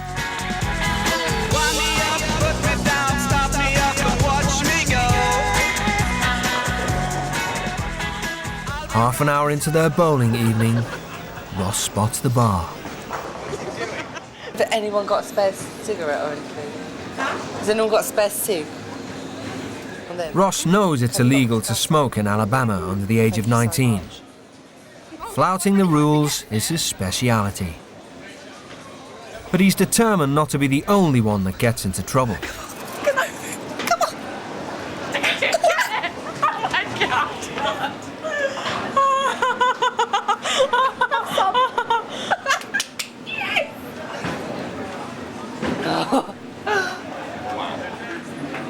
Y'all shouldn't be smoking.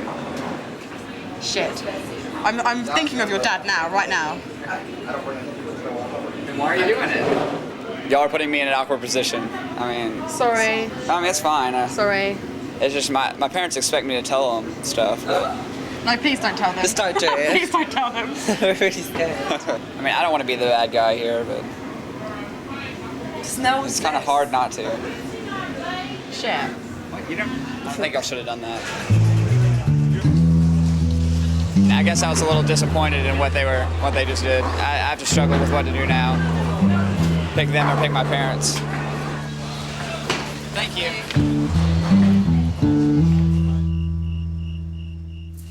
Hey guys. Hello. How's it going? Good. Tell me about bowling. I mean, nobody got in trouble? Kind of? Yeah, a little. What happened? I don't know. Do y'all want to tell her or do you want me to? I want to hear your side, and I want to hear their side. I'll say. Okay, Ross will say. She'll get wild? We had a cig. You had a cig? Both of you? We had we both shared one. Where'd you get it? This lady. So you just asked some stranger, can I have a cigarette? Yeah. Why? You don't even smoke, Ross. What's up? Hello there. Hello. How are you? How'd it go? I mean, they have fun, but I'm not so sure. So is everything okay? I think so, but they broke our rules. Really?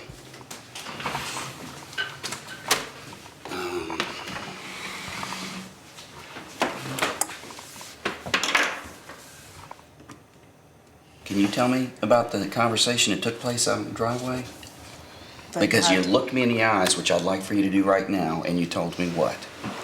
That I wasn't gonna smoke. I can't have you look me in the eye and tell me one thing, and then I guess, I don't know, an hour, 2 hours, however long later, just go ahead and just, drop your pants and put it in the toilet bowl. We didn't want to tell you, but Hunter obviously wanted to tell you because otherwise he'd get into trouble. So if Hunter hadn't have seen you, we would have never known. And everything would have been great, right?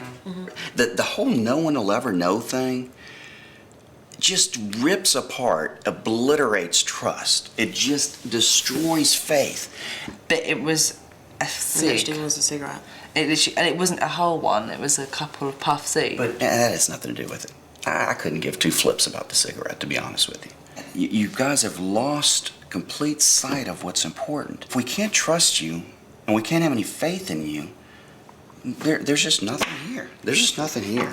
I don't see how we can lose all your complete faith and trust out of it. I don't. Sorry, just don't. We're trying to do our best to show you what unconditional love looks like, and you continue to just piss it back in our faces. And it just drives me up the wall. It just drives me up the wall. I'm just sorry about this whole situation and for being here in the first place, really. Just want to go home. Your lives are, because again, it wraps around you. It's all about you. Oh, however it makes someone else feel, you don't care. And I'm sorry if that hurts your feelings.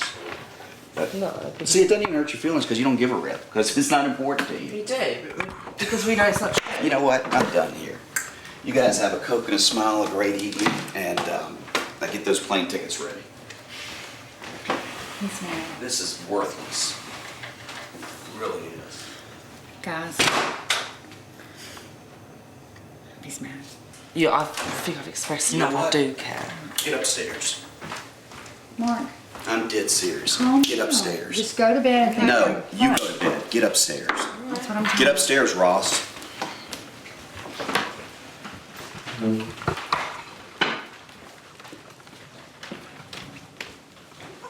If he wouldn't have found out, none of this would happen, so he wouldn't have been in a bad mood, and then everyone would have been fine, no one would have got hurt, and we would have got our cigarette. Because he would have never ever found out. So why did he get so angry about that? The whole George. I'm sorry that he got so mad. That's what happens. He's passionate about this. I would probably handle it differently, but I also have to support him because I'm my husband. So, let's just go to bed. You know what I'm saying? And wake up in the morning and figure out what we're gonna do. Anyway. Tomorrow's another day. Tomorrow's another day? Y'all be thinking about what happened? Okay. All right, guys. Y'all sleep good. Thank you. Even though they're like very nice people and I still like think of them as friends, it is hard to respect them just as much as I did before after what they did tonight.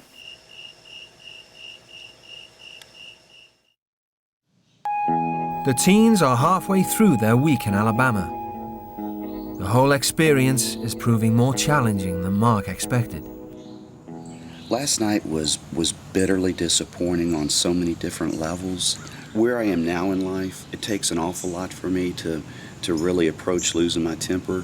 There was a time in the past where it didn't take much at all, but I've worked hard on that, and it really does. It takes a whole lot now. Ross and Naomi weren't on my mind this morning. It was their parents that were. As frustrating as it was for me, I realized that if I had to endure that day after day after day, I'm not so sure I wouldn't grab the white flag and start waving it as well.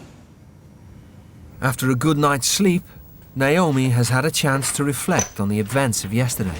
I really shouldn't have taken it, because it was a big deal to him. Like, he got really upset about it, really upset. I just didn't really think of the consequences. It affected everyone, and it was a bit selfish, really. I shouldn't have done it. The teenager's behaviour last night has led Mark to take action. What we've decided to do with them today is we've decided to separate Ross and Naomi. I think we've come to the full realization that they have partnered up, and we certainly want them to be friends and to enjoy each other's company. But to their detriment, no. And that's what it's become. You're going to spend some time at the shelter with Melvin, and Naomi's going to help me here. And I know that may be something that you're not looking forward to, but life sometimes is just not always doing what we want to do. I feel so sick. They're making me feel ill. They don't understand. I'm emotionally drained out. I'm physically fucking tired. I feel so ill. But they're not giving me a fucking break. I'm going to go back to this poxy ass place, which I hate. Not used to being told what to do, Ross decides to walk off. Ross, once again, you got to think about what you're doing to somebody else. I've got to come find you. I'm dressed up, ready to go to work. It's burning up out here. So don't just run away without permission. That's just not the way it works. That way. You can't walk that way. We got to go. So let's walk this way. I know you want some free time. Can't cope. Well, what are some coping skills you can do? I feel like probably this is what he does at home, and his parents have to deal with that. With the, anything that's not suitable to him is met with a fit or an escape or, cursing or whatever the case may be. And that he needs to grow up and be able to communicate it back and, share his feelings, but not always just a immature reaction.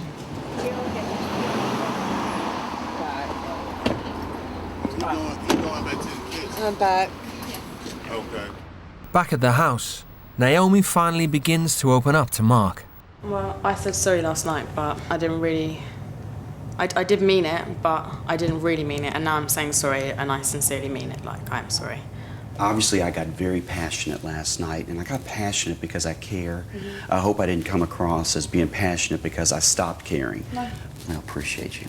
I appreciate you too. Well, thank you. Can I give you a hug? Yeah. Is that okay? Yeah. You're so sweet. I'm glad that he forgave me and that he just wants to move forward and that he's not... Like, because certain people would be like, yeah, I forgive you, but then they'll just bring it up. And I know that he won't, and we'll just move on from that. Since her parents' breakup when she was 13, Naomi and her mum have struggled to communicate with each other. Today, Naomi has received a letter from home. Life sometimes brings pain in difficult situations. Oh no, I'm crying.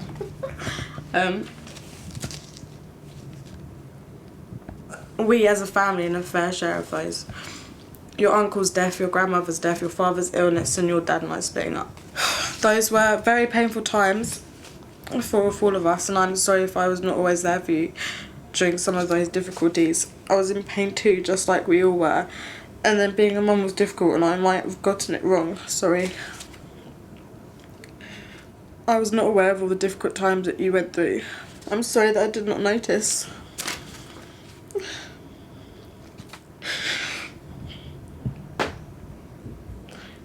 We never really, talk about the past and stuff, and I don't know, just because she kept on saying sorry, and I don't know. Oh dear.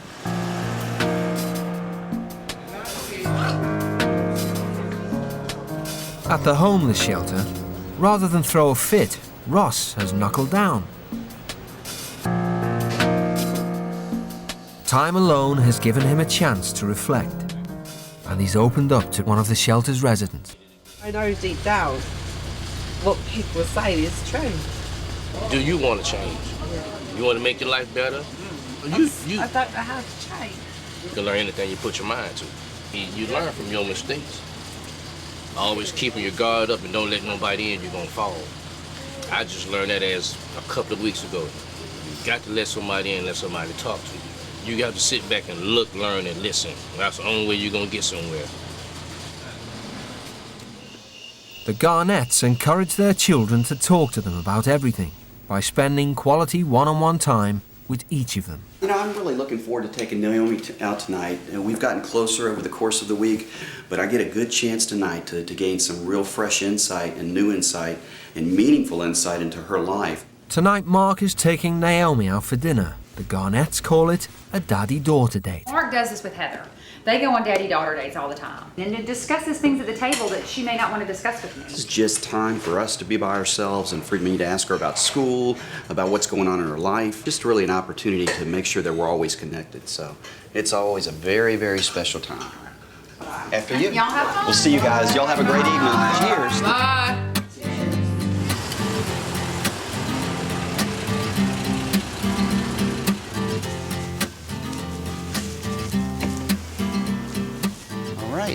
And we've arrived. This is Leonardo's. You're gonna love this. You ready? Yep. You go right through here. I'll follow you. Well, have you always been kind of private, and kind of quiet? I used to, say what I felt and act how I felt. Right. But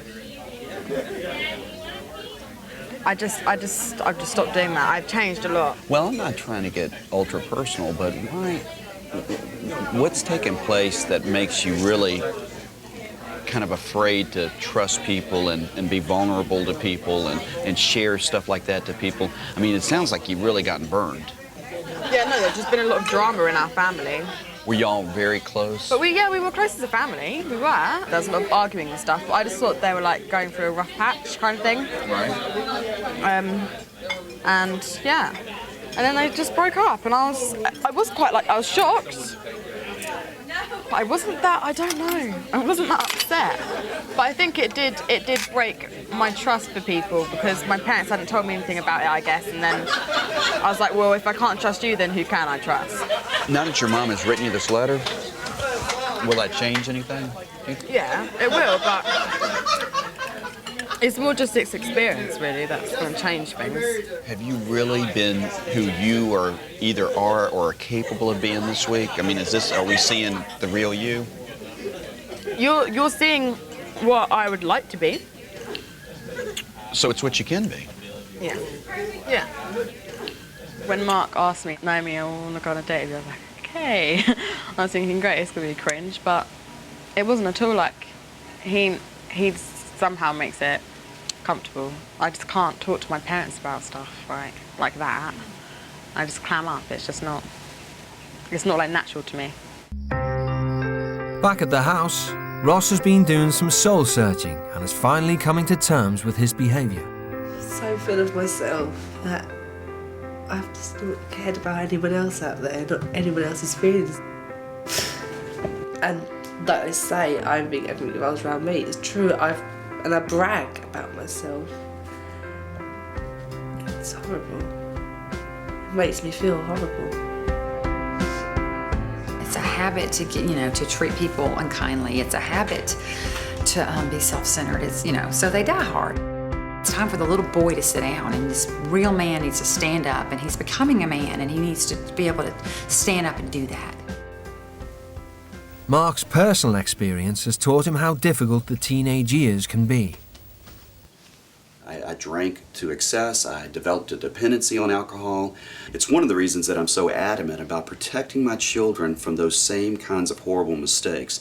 Throwing the kids to the wind and hoping for the best and letting them stumble into adulthood by themselves. I can't imagine anything more irresponsible or more detrimental to a child's development. So it's holding the line in, and when I flick it, I'm just going to let it go. Just flick it and let it go. Mark leaves nothing to chance with his own teenage sons. When Hunter turned 16, Mark took him away for the weekend to talk about sex and purity. I learned so much about him when we're together just one-on-one. It builds the trust in each other, it builds our relationship. But it's also just a critical time for us to be together and get away without distraction in order to talk about really, really important subjects as they cross that bridge from adolescence into manhood.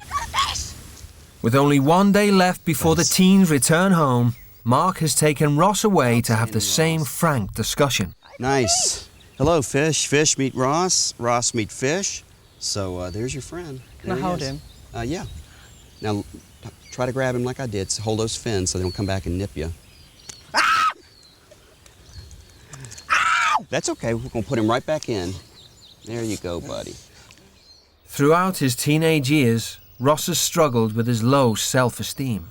I've never been in a relationship longer than about a month and 2 weeks. Have you met all of these guys on MySpace?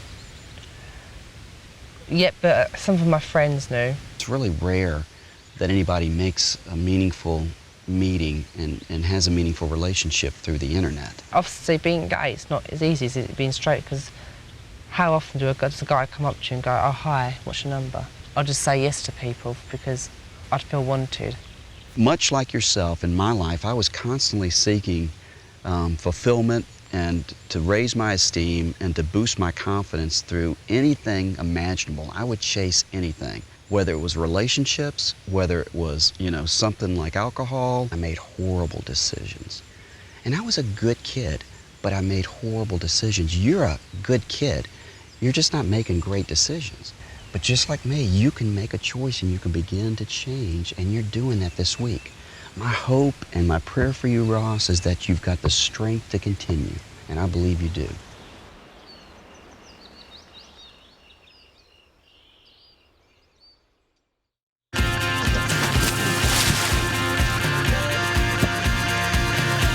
It's the teenager's last day in Alabama.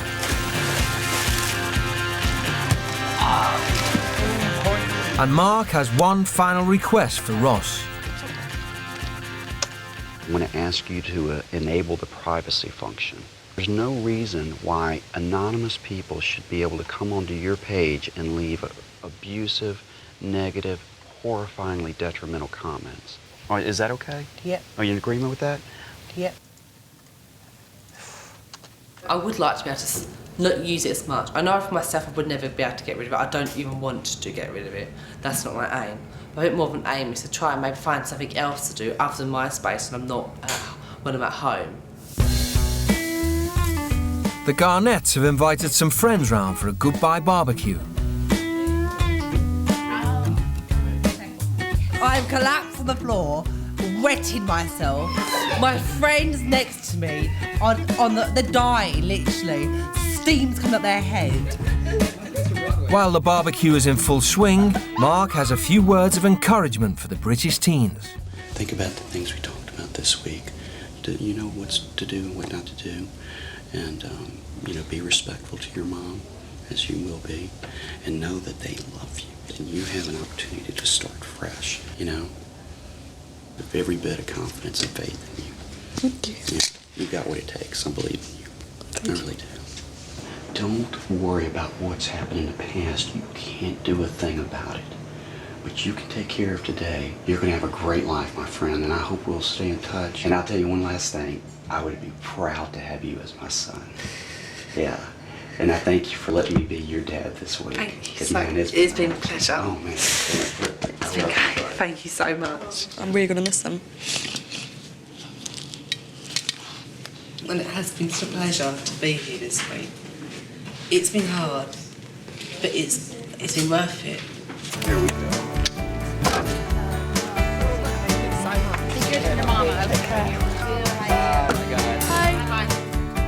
Bye-bye, Ron. We're here. Thank you. Bye. Start leaving with a great attitude, and I pray when they step off that plane that it just energizes them to continue that. I really do. Very much looking forward to now to becoming the Ross I was, the original me, the happy, smiley, jokey Ross. I think when I get to that stage again, I think a lot of things will change, a lot of things will be different. Never really sat down and talked with either of my parents about my feelings. Never really sat down and talked about what's happened and why everything's happened and the past and stuff and how we can just move forward and make it a positive thing.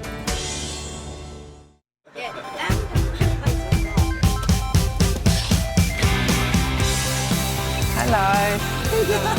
New shirt. Hello. You too. Hi, Dad. Hello. My new Ross. I'm sorry for what I've obviously been like in the past. So it made me realise to say thank you more for stuff. Because the kids out there, well, it's just like, I think the only words I've ever heard them say is thank you, ma'am. Thank you, ma'am. I don't expect me to call you ma'am, sir, because that's never going to happen. First thing I'd really love from her is a hug. A hug and a cuddle, and I hope she had a good experience. I really hope she found another little piece of herself. Oh my gosh. Okay, careful. Oh, happy birthday, darling. Thank you. It's not my birthday. It was yesterday. I spent my birthday on a with plane. you. Oh no. There you are. As you were with me. What have I learned? To not be so selfish, to think of others before myself, the consequence of my actions. I'm just going to try and treat you nicer and like help you more around the house and stuff. I missed you. I missed you too. Did you? Hello, baby. I still love you.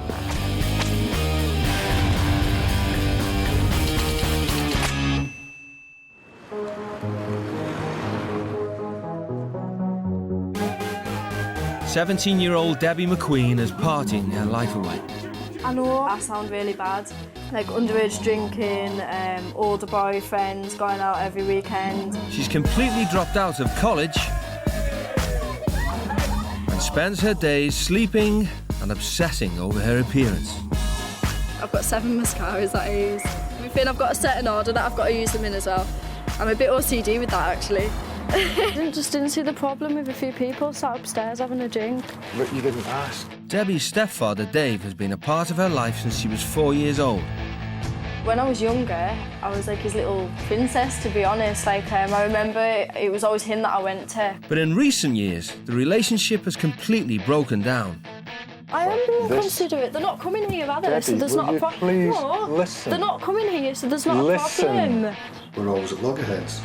She just will not accept the responsibility of being an adult, or of even being a human being at the moment. Oh my God!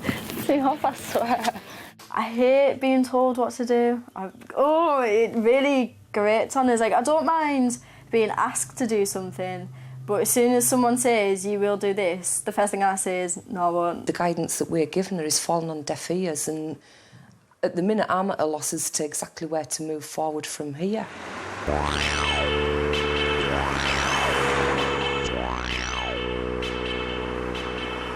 And what have you done all afternoon? What have you done? Because you won't have done schoolwork. You haven't done what I've asked you to do. I know what you've done. You've laid on the sofa, you've watched TV all afternoon. Over in Leeds, 17-year-old Daniel Drinkwater is driving his parents to distraction. Daniel is selfish, stubborn, lazy, dirty, grubby, filthy. Every day, I'd say we end up having some kind of argument, for want of a better word, with him, really. My lifestyle is self-indulgent and decadent, like doing anything without regard for others, as long as I get personal fulfilment from it. Daniel does nothing to help around the house, spending all his time on his rock band, the Psycho Strangers.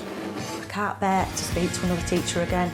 We'd have teachers ringing us every week, the same teacher ringing us every week, he's still not done that work. We argue about my schoolwork a lot, because I don't do it or I don't go, so. It's just been sort of never-ending for the last 2, 3, 4 years. And this is a child that supposedly wants to go to university.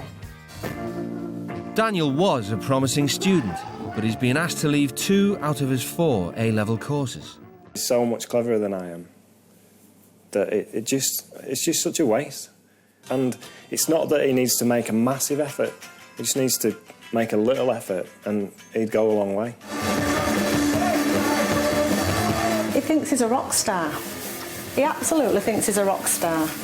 And that's, you know, yes, it's good that he's got music in his life, but he's got to learn about other things in life as well. He's got to know that he's got to do well at school and that he may not become a famous rock star.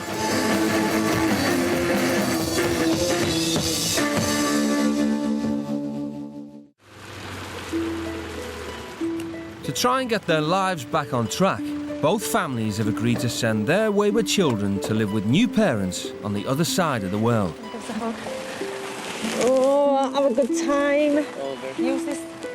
I'm going to give you the sensible. Make me proud. Any change would be brilliant for Daniel. Any change in respect of his attitude. Be less selfish and be less narrow-minded and have a bit more understanding of other people's needs.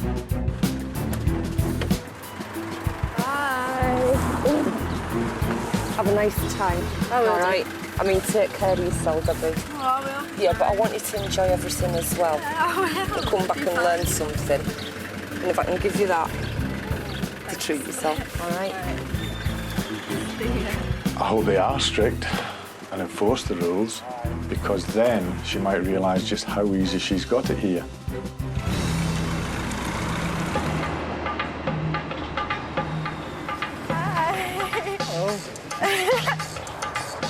I'm Debbie. I'm Daniel. Cool. Are you nervous? I'm well nervous. I'm shitting myself now. For the next 10 days, the teens' new home will be Beirut, capital city of Lebanon. It's the most culturally diverse city in the Middle East. Here they'll be staying with the Hajjars, a Sunni Muslim family who believe that rigid boundaries are essential in raising rounded children. Come on! I think respect is everything in the world. When I punished really hard. Dad Abdul Salam was a policeman, while Mum Iman is a nurse. They're the proud parents of 17-year-old Mahmoud and 16-year-old Janan. You have to better your handwriting. Studying is very important. If they got low grades in school, they will be punished. Iman strictly controls all outside influences on her children's lives. I always go through their emails. And even, we have Facebook.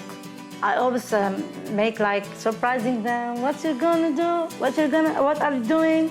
Oh, nice. Who's this girl? Who's this boy? I always ask. They tell me the truth. They have got nothing to hide. Being rude to your parents is actually not good at all because they raised you.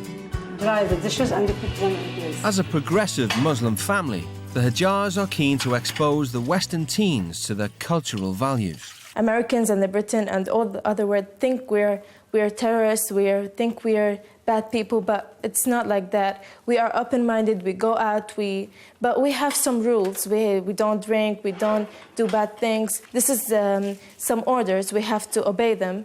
And if we don't, we get punished. The teenagers, the British teenagers, they will learn a lot from the Lebanese family. After a 2,000-mile journey, Daniel and Debbie arrive in Beirut. It was once a popular tourist destination, known as the Paris of the Middle East. There seems to be a lot of shit everywhere, doesn't there? They've all got proper banged-out cars as well. They're all scratched and dented. They're all ridiculously crazy drivers. But this is a city ravaged by years of conflict. It still bears the scars of a 15-year civil war and was bombed by Israel in 2006. God, do you see the size of his gun? Oh my God. Don't know if I'd like to live here.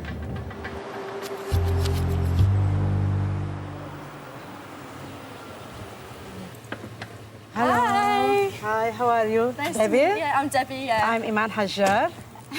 This is my Hiya. husband, Abdul Salam Hajjar. My son, Mahmoud. Hiya. Hi, Jinan. Hiya. Hello, how are you, Daniel? Good. I'm Iman Hajjar. It seems that you smoke, Daniel. Yeah.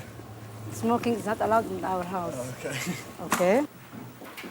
Welcome to our house. From now on, Debbie and Daniel will live according to the same rules as the Hajjar children. This is our small, Small? humble house. Yes. Not at all. It's twice the it size is. of my house. He's my husband, doesn't speak too much English. Speaks only Arabic, but a little bit of English. He's just going to tell you that smoking is not allowed in our house. Okay. For our health, Yeah, but yeah. also for Mahmoud's health. Yeah, He was born with the health problems. Yeah. So smoking will bother him a lot. Inside the house, no smoking. Okay, that's brilliant, yeah. Okay, you don't smoke. No, I don't. Thank God. And here is your room. Oh, it's dead nice. Debbie will share a room with Janan. No, you've got a dead nice house. Thank you. It's bigger than mine, seriously. While Daniel will take Mahmoud's room. The family all seem really nice. Like, it seems like Iman controls the family, and the dad seems a bit more laid back. They seem quite kind and sweet. Maybe after they heard the rules, maybe they'll change. But the beginning was good. Before the teens are fully welcomed into the family, Aman wants to make their expectations absolutely clear. Whilst you are living with us, okay, we expect you to behave as though you are a member of our family, the Hajjar family. Yeah. This includes following all of our house regulations. There will be no drinking of alcohol, no smoking, within or outside of these walls. You must dress modestly and respectfully, and boys or men are never ever allowed to pee standing up. Okay. Because we go and wash in the bathroom, so we have to make sure that there is no pee in the bathroom. I could be careful. You can't be sure. You must eat whatever is available at home without any complaints, especially during escalations or times of war. Nobody knows when Israel will come and bombard us. Any visit to friends are only allowed once mom has met and vetted the friend's mom to make sure the family are suitable. Do you not trust your children? I do trust them. I do trust them. They trust that what I'm doing, me and their father, is for their own benefits. Fair dues. I hope that you'll enjoy staying at our house. He wanted to obey the rules and help us to obey the rules so that we'll all be happy. Like, some of them are just a pile of shit, to be honest. It says you must dress modestly and respectfully. Like, I'm wearing my little hot pants. I bought them just for you. I'm not gonna... I'm glad I get to sit down and pee, though. That's it. I get to relax. I don't get why. What did she say? I'm going to take a bucket and make a right deal of it. And I'm not just going to get married just to have sex. That's ridiculous. You're not gonna... I've seen the daughter looking at you. At the beginning, they're gonna suffer with me. Yes, they will. Because from their reaction, it seems that they didn't like most of the rules. But this is my house, these are my rules, they have to obey it. The Hajjars disapprove of drinking alcohol as their Muslim faith bans all intoxicants. Debbie, though, has smuggled some vodka from home.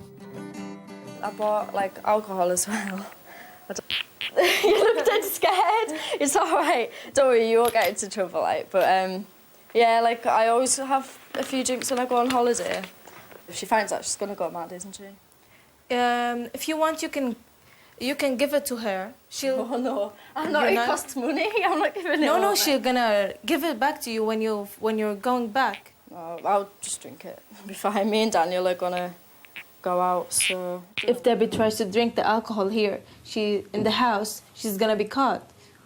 You know, because I'm here, my mother's here. She's definitely not going to be hidden anywhere because there's no place to be hidden in. And even if she's outside, we're going to be with her. And my mom's going to be with her, so definitely she's not going to drink those. For Debbie, modest clothing is a totally new concept. It's a bit better. So we're going to end up with dead dodgy tan lines. What the hell are you doing? Sunbathing. Okay, I'm sorry, you can't do it here. Why? No, because we have strict neighbors, they are all Muslims. If they saw you, they will make a big problem with us. Okay? No one can see us on the balcony, though. Yes, there will be, yes. They can't. There's No. There's No way. absolutely no one about. No way. Come on, yeah. Come on. No way. Come on, you have to put on the abaya. No way. Put it on me. No way. I'm not a child. Yes, you are. Do you mind not putting that over my head? Okay. Would you mind to wear decent clothes? I am wearing decent clothes. No, they are not. They're fine. They're okay. No way. They're fine. Aman decides to search Debbie's suitcase and confiscate any other inappropriate clothing. No, I'm not going to take them. I'm going to put them in a bag. No.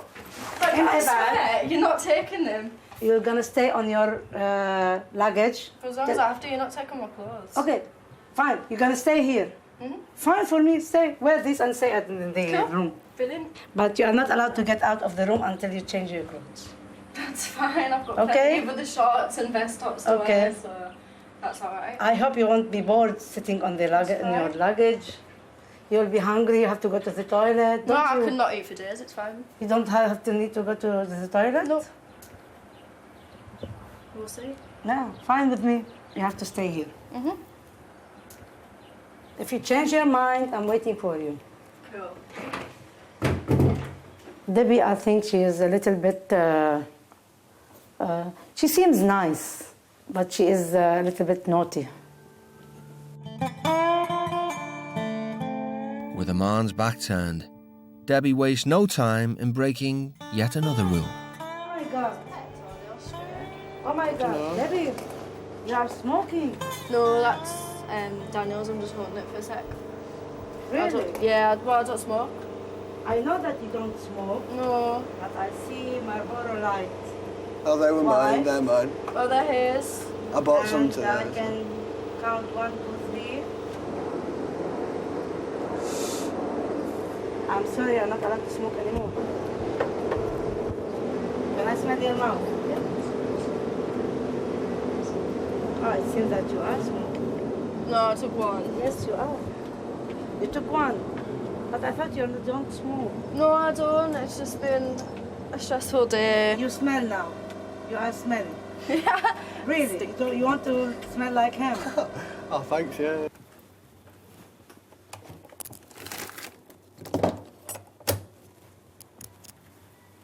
He's gonna get angry because I'm gonna take his cigarettes off from him. But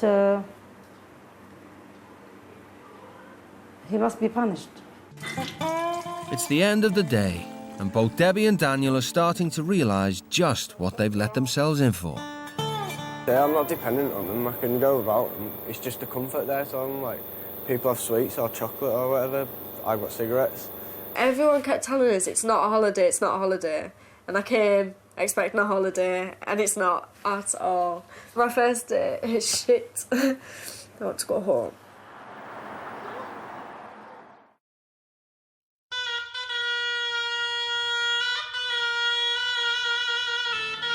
The Hajar family rise at dawn each day for morning prayer.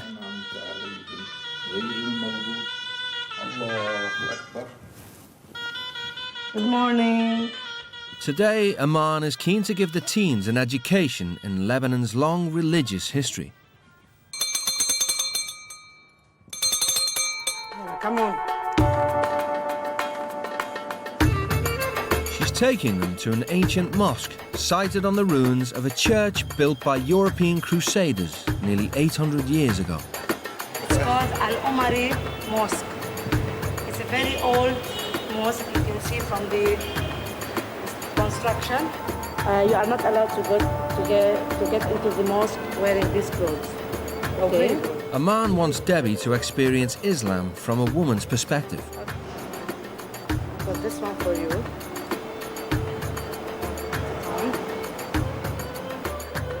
Okay?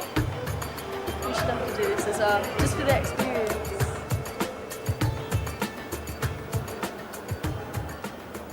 Oh, you look so beautiful. I don't, I feel really yes, you uncomfortable. are. I swear you look so beautiful. Do you not feel dead trapped? I do. I've only just put it on. It's dead.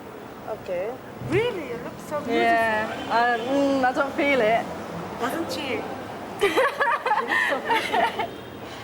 God, honestly, I feel dead uncomfortable. You look like Mother Teresa. I feel, I don't know.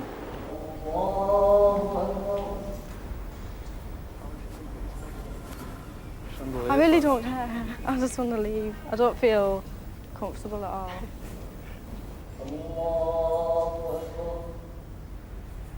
At the mosque, men and women pray separately. Before Muslims enter the prayer hall, they must be entirely clean. I first wash my hands, the left leg to the right hand, and also up to the heel. But despite Aman's efforts, Debbie can't see beyond the superficial. Like, it's like claustrophobic, it's tied dead tight under my chin. There is no practical reason for it at all. It's just, I just think it's sexist, to be honest, but the women don't. So if they accept it, then that's up to them.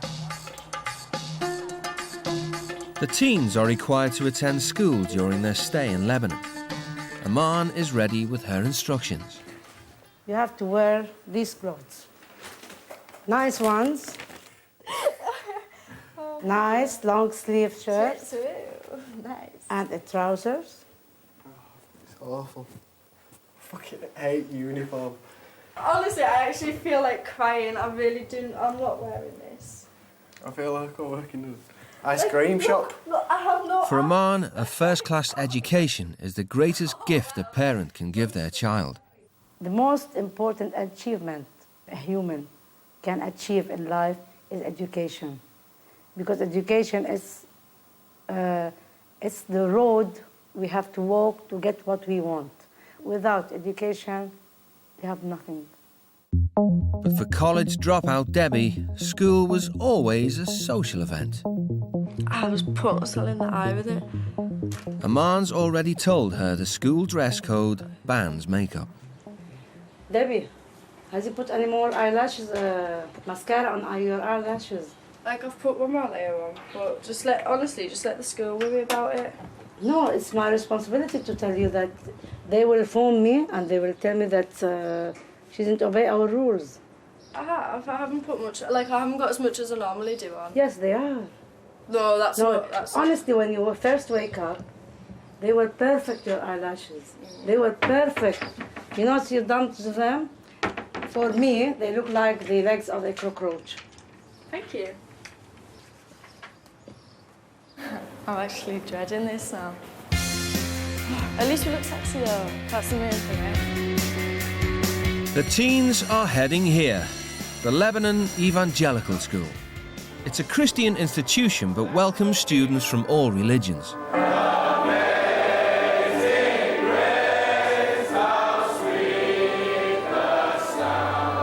Englishman Dr. White is the headmaster.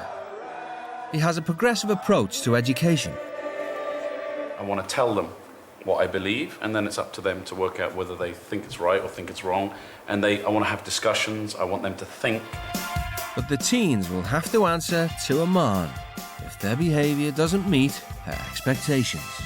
Like, I'm dressed in shit clothes, so the only thing that's making me me, is my makeup. Like, if I respect their culture in the uniform, they should respect mine in the makeup. Dr. White has called them to his office. Daniel. Yeah. And? Debbie. Debbie. Hi, nice to meet you. Nice to meet you. Have a seat. Hiya. Hi. Cheers. So the main rule is no chewing gum and no abusive language in the classroom, but I think that's the same. Debbie, one more button. Second button done up when we're not doing ties. Debbie, I don't know if you were told that one of the rules is no makeup in school. Yeah, I did get told, but I don't compromise on it. I've always worn it, I always will. Can you tone the whatever it's called, is that mascara on your eyelashes? It doesn't really come It off. doesn't come off? No. You'd have to cut your eyelashes Pretty off. much, yeah. Okay. It's glued on. We say no makeup. If you get a method of taking it off, I'd like you to. I will tone it down. We'll just see how comfortable I feel. Please. You can't see any other student with their button undone except Sam. Yeah, well done again. Both of them done up. The main lesson of the day is English. And the topic for debate is family values.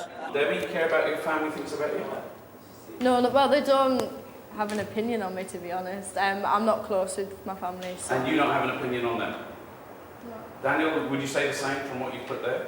Well, they feed me, so that's the very important thing. It's That's not all like... you would use them for? Oh, and they put a roof over my head. Yeah, that's it. There's nothing else. You don't care what they think about you? I don't care what they think about me, because... The teens' selfish attitudes might be cool in England, but Lebanese culture has a different perspective. But like, let's say he comes out and says something like completely out of order to his family. Especially Lebanese culture, they'll abandon you straight away. They'll be like, oh, we're not going to handle that in our family because it's respect to the family and it brings shame. Who agrees with that? Omar, if you say something wrong, your family will abandon it. Because of the culture. Exactly. If family would abandon me if I say something wrong, I should have been abandoned a long time ago. You have to respect the family, but if you do something your father doesn't want you to do, he would just abandon you. Exactly. Don't you think that your parents know much better than you do? They know what's good for you. Everyone's family's different, so like some families might be like tolerant of bad behaviour, like our families are really. Yeah. Like we've got away with a lot more than we should have. Like over here, So like you you say, I would have probably been abandoned. Yeah. Okay. We're going to do some homework. The essay that you have to write is on the title, 500 words, so it's like 2 sides of A4, with the title, Why Bother?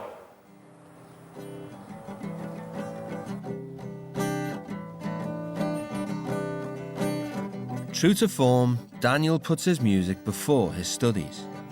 But to her credit, Debbie knuckles down.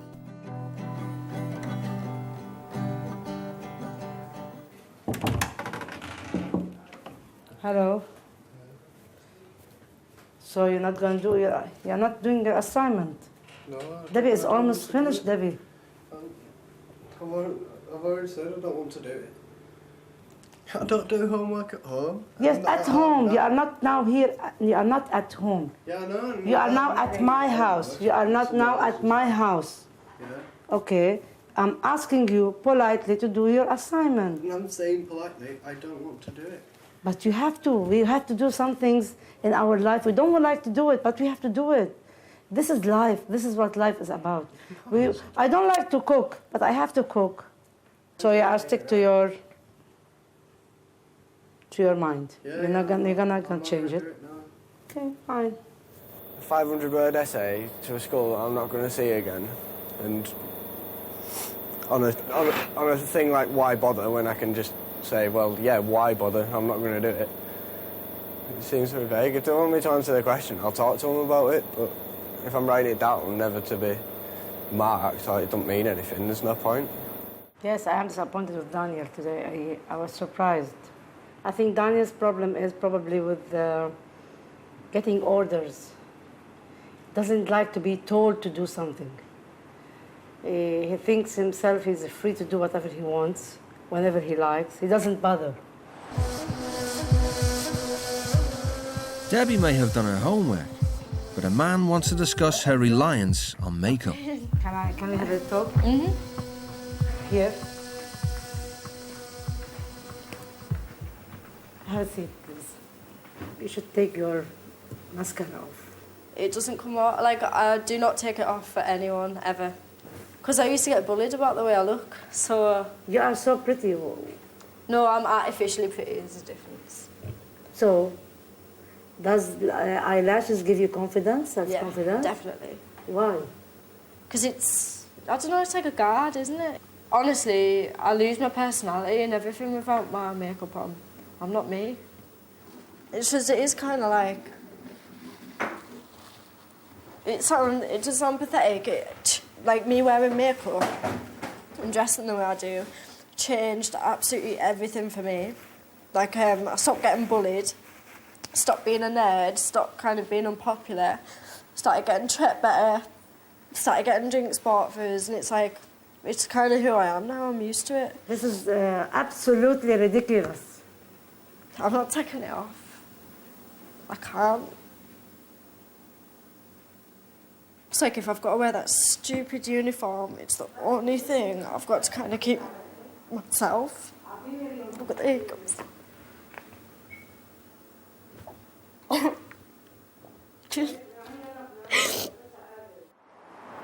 Like I said from the start, I'm not compromising with my makeup and that. It's just like, oh well, go a night without it, go a day without it. It's like, if it's that easy, I'll do it.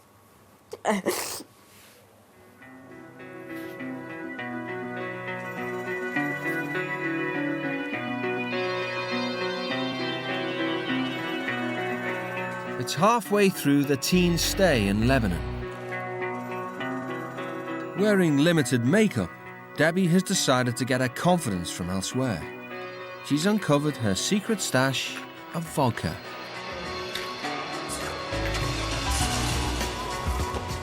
Let's see how we can get into trouble. It's not like we're going to go in and go, look what we've got. If we get a bottle of Coke, drink some, tip that in, maybe eat one, no one's going to question it. But before they have the chance to start drinking, Daniel needs to explain his lack of homework. I was too tired, especially the title of it being Why Bother? Yeah. It was like, why bother doing it? Well, you could have written about why bother. Why am I bothering? Right, so... Write about that. I didn't want to do it. I was too tired last night.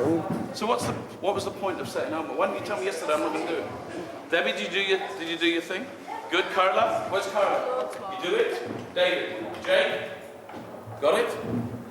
Everybody else did it. Good for them. It is good for them. Yeah. So put your collar down, do your button up. Please. Okay. Daniel's spirited defence has attracted some kindred spirits to the UK teens. We're trying to find a place to go out. Oh. We got told that the nightlife was really good in Lebanon. Yeah, it's perfect. That's taking you guys out. Take us out, honestly. Am I even allowed to do that? Yeah, definitely. You have to take the nightlife are actually amazing because you can actually get in, and you can buy cigarettes here without legal aid, and it's $1. Typical of their attitudes at home, neither Debbie nor Daniel have any interest in how their actions affect others.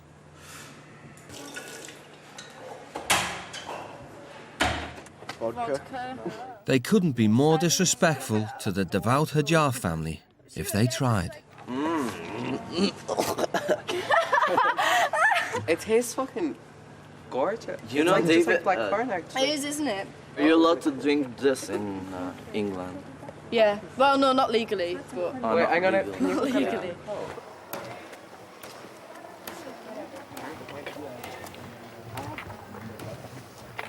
Dalian and Debbie, I just need Yes. to see you in my office for about 10 minutes. Yeah, Is that sure, all right? cool. Yeah, that's fine.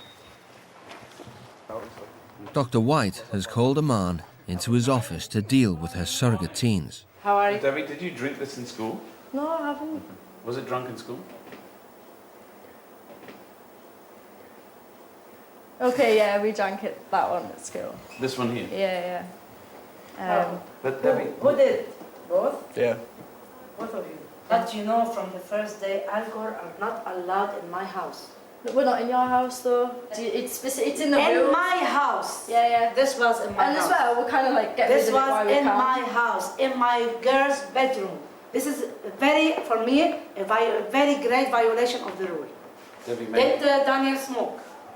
Be honest, because God is seeing you. Did he smoke? He had one cigarette today. Yes. Where are you hiding the cigarettes? In my pocket. In your pocket? Yeah. Give it to me. You should learn that in the future, in real life, you must obey rules. You should respect others. I do respect others. But that No, you don't. If you respect, you would do as you've been told. This is only a short period of time. We are not asking too much from you. We are not taking anything out of your privileges. We are just want you to respect what we ask you to do. Can I have the cigarettes? Okay. There's one thing, definite things is gonna happen. Your makeup It's case, not going anywhere. Yes, it will be. No. It will stay with me until you go back. We'll to see. England. We'll see. Yes, you We will will see. see. Don't be now. Done. I swear I will kick off like mad. Okay. Do not. Okay. Do it, and you will know what's gonna happen. No, I haven't got No, physical no. contact. I just mean. I'm not gonna touch you. I'm not gonna touch you. I want only the No. the I makeup told you there's no case. compromising on that. Yes, you will. No. Yes, you will. No. What we're stuck on is Debbie. Yes. And I will not budge. Debbie, can you agree on no makeup until... Can you try that? None of your friends are going to see you. Where's the mascara? Thank you, sir. Thank you, it's nice to meet you. Daniel and Debbie are not the only ones to suffer a man's wrath. Janan has come clean to her mother, telling her she knew about the alcohol. She helped Debbie to break these rules, and she must be punished the same. I don't know why the girls are much naughtier than the boys. The boys are more honest. Do you have something less than them? No. So why you are laughing now? No, I'm not laughing. Yes, you laughed just a few seconds ago. You shouldn't. You should be ashamed of yourself.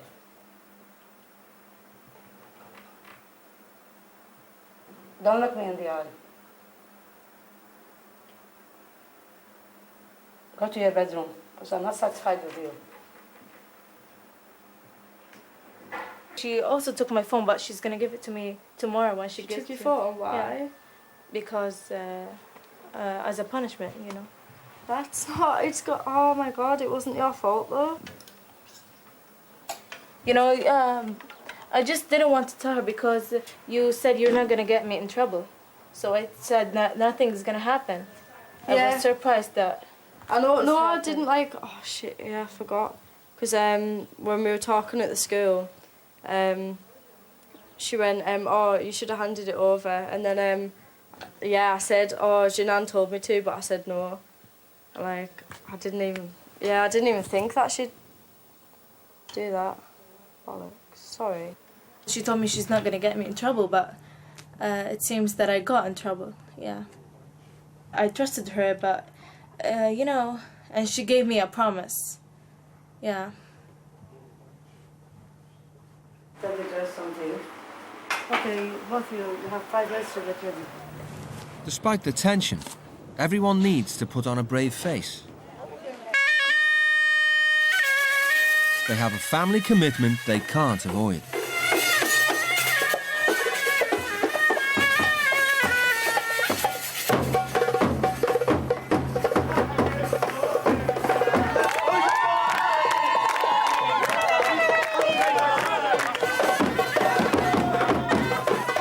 friend of Aman's is getting married, and it would be an insult if the entire family didn't attend.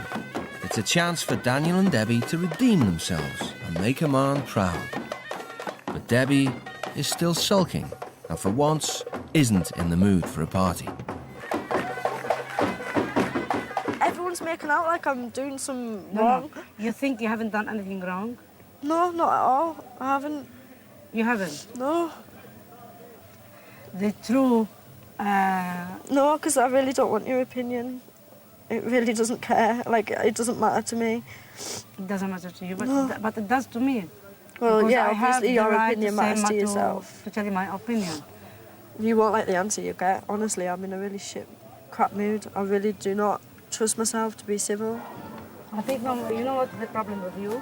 What's that? Yes, that you don't have self-confidence at all. Because if No, you I do, did until I came here. If you do, you would listen to me and understand what I'm telling you. I have listened to you for the no, past no, hour you and are a not. half. You are always listening to yourself, which is I'm 100% it's wrong. Absolutely. Cool, I'll wrong. add that to the Absolutely list of everything wrong. else that's wrong no, with no, us, don't worry. I'm definite that days will prove that to you, that you are absolutely wrong. Yes, I am. Yes, exactly. yes, you are. Go fuck yourself, I swear.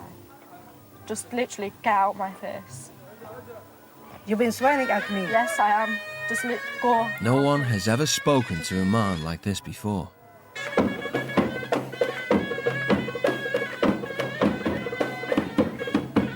Honestly, I thought I treated her as if she was my own daughter. Honestly, I don't want her in my house. Honestly. So live alone. Find her a cave in somewhere, a place, and live there. But in my house, I don't think my husband will accept this at all. At all, he will be very, very angry. Back at home, Aman has told her husband about Debbie's insulting behaviour. Debbie? He's called a family meeting. His son Mahmoud translates, and there's no mistaking his meaning. دانيال مثل أولادنا. الكلام قلة الأدب اللي قالتها لإيمان. We all do wrong, but the rude way that you're talking to Iman is unacceptable. في اعتذار منك لها، ما هي مش رح تعتذر، انت بدك تعتذري لها بالتعليمات اللي نحن اعطيناها وانتهى بالموضوع. He's saying the last thing he's going to say, to apologize to Iman because in our cultures this is a very big word. Debbie's usual reaction to a family argument is to stubbornly stand her ground and definitely never apologise. That's me shut down from here now. Nothing's going to change. Like, it's been going on with my stepdad for years. Like, I'm not comfortable staying in this house now, and I'm not apologising.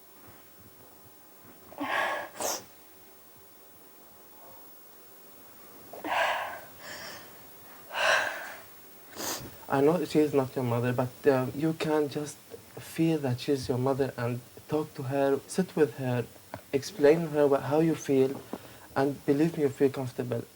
As soon as someone says, well, you should change this, what I hear is, you know, that's wrong, that's bad. And I just take it personally.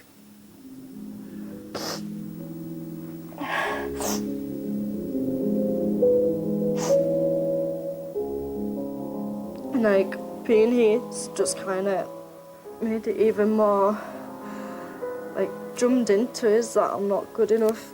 It's just so intense here. It's just too intense, and it's like obviously brought out the worst in it, to be honest.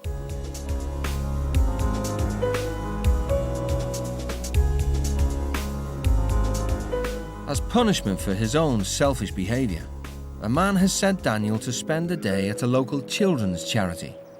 She wants him to realise just how privileged he is and to experience a world that does not revolve around him. I'm really nervous about coming here today because, like, I don't know what I'm going to be doing, but if it's going to be scrubbing the floors or cleaning up, I'm not going to enjoy it. Good morning. Good morning. The Home of Hope cares for street children who've been abandoned or abused by their families. The children's identity is being hidden for their protection. Here with the little ones sleep, Ages 3 to 7, 8, they sleep here. Okay. Usually, little children don't give us lots of problems. Yeah.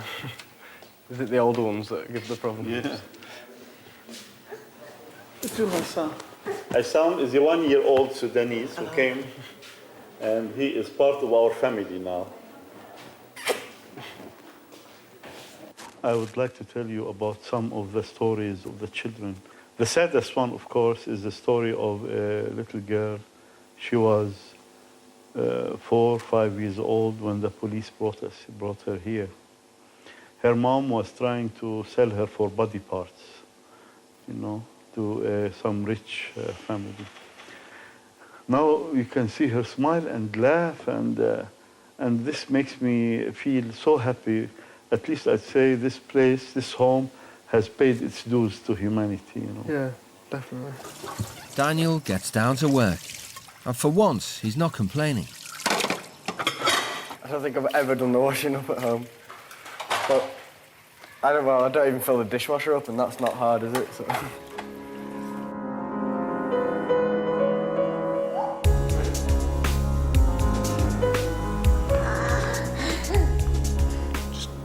These kids, like, they don't have anything else, and and this is all they've got, and like I said, this is their home, and it's inspiring, really, and it's really awfully emotional. Like, some of the stories told me, some of the kids, like, been sold for body parts and been beaten, abused. I don't know what to say about it. It's kind of speechless, and you'd hardly ever catch me speechless, so it's kind of, I don't know, I really don't know what to say about it. Do you not have any tools to fix any of these? Or? No, I think we'll fix it, I think. Like, I've worked with bikes before. I'm quite good with bikes, so I could probably help fix them all. I think they're fixable. It's just, it'd be a lot of work, and I'd need some tools like a chain splitter and a punch repair kit for most of them. But they're all fixable.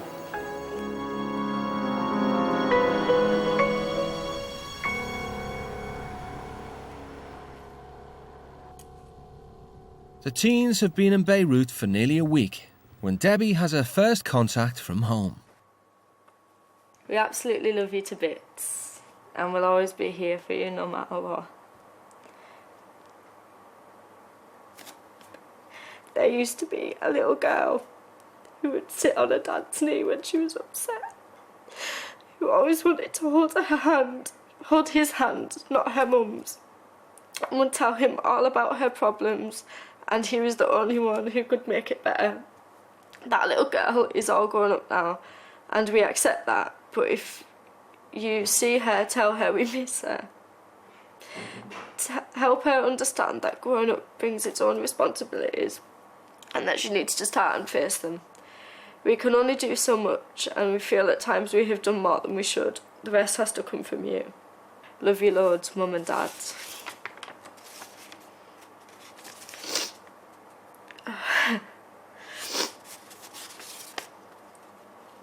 Oh, it's just that last paragraph. I did used to be really close with him. With both of them.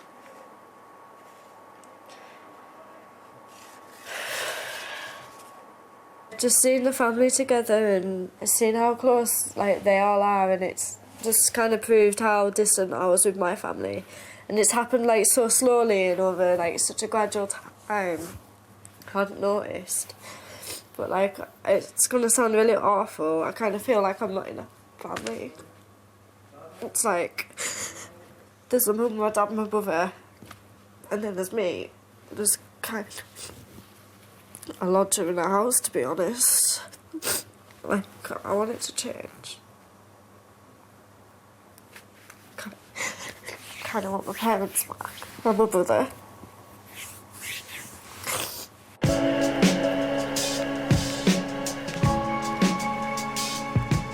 After a night of soul-searching, Debbie has decided to take Mahmoud's advice and approach Iman. Iman, I'd just like to say about yesterday. I don't deal well with criticism, but I should have expressed myself in a more appropriate manner than swearing at you. So I do apologise for swearing to you. Like, yeah, I don't want to be on bad terms. It's just a natural thing. As soon as I get like upset or angry, the first thing I go to is swearing, which is pretty sad, really. But I didn't realise it would offend you as much as it did, and it wasn't meant to offend you. For me, it's just kind of a, oh, whatever. Okay, fine with me. Cool. Thank you for your apology. Yeah, I am sorry. She has shown respect to me. I think she has passed all the past things. She's a great girl. She's deep inside her, she's a wonderful girl. Honestly, I do feel so much better. It's like there's no more pressure or there's no more atmosphere anymore. So I'm glad I'm really glad everything's sorted, and it wouldn't have been if you hadn't have spoken to me last night. So I really thanks for that. It's nice to know that if I do apologise, I don't feel like I've lost, whereas I did before. That was why I wouldn't apologise. I was too stubborn. It's like, no, I'm not apologising. If I do, then I've lost it, haven't I? Like, I've lost the argument. But whereas apologising now just seems like, oh well, if I'm in the wrong, I might as well.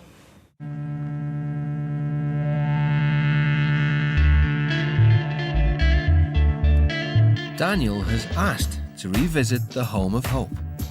He wants to try and do something positive for someone else. I'm just finishing this one. Once I pull this off, it's finished.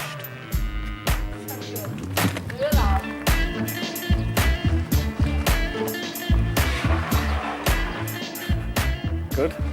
Unless he kills himself on it. Is it good? Is it good? Thanks. It's okay.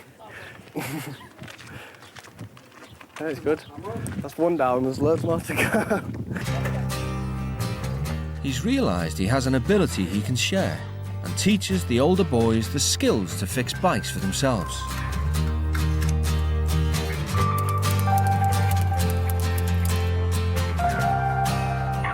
Sorry. Like that. And then all the way around.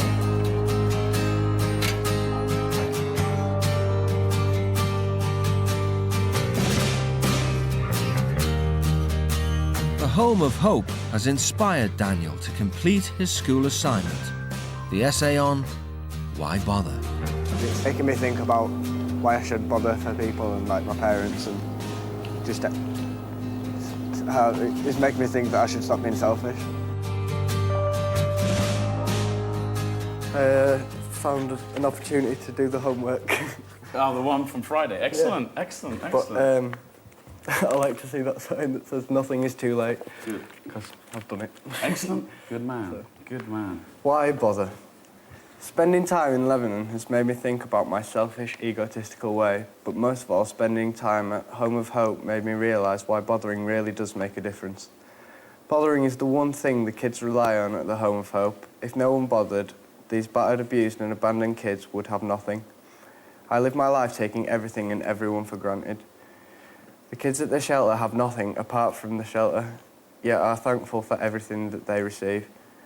I've done one thing for the kids there, which was fix bikes, something I do frequently, yet the kids were thankful. One of the kids told me I was a great man for doing so. I lead my life on hedonism, although it hurts others, especially my parents. The children at the centre would do anything for parents like I have. I do nothing for my parents. Brilliant. It's brilliant. Well done. Thanks. Thank you for that homework. You want to keep it? I want you to show it to your parents. Okay. They got to see that.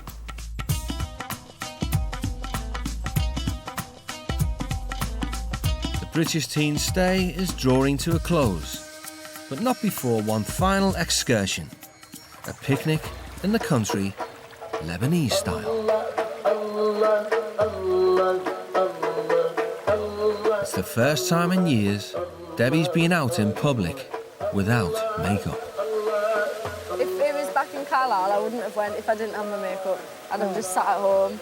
So it is a pretty big thing for me to be here now and not to be worried about it. I think this feeling you should take with you back home. Yeah, I'm going to try. Because I got like, what, half an hour extra in bed this morning because I didn't have to get up and worry about my face. So that was kind of nice. I had a nice lie-in.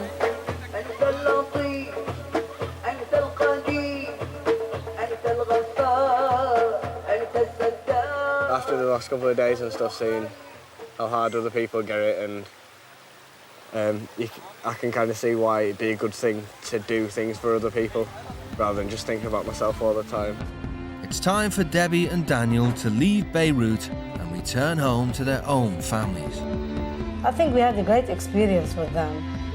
When Debbie came, we had so much in common, the way we think, and it was so fun having her. Like room with a man was kind of a blessing in disguise. It's kind of taught me how I can deal with my dad in a better way. It's been one hell of a journey. I'm going to remember it for the rest of my life. I'm going to be back next week. We are living there.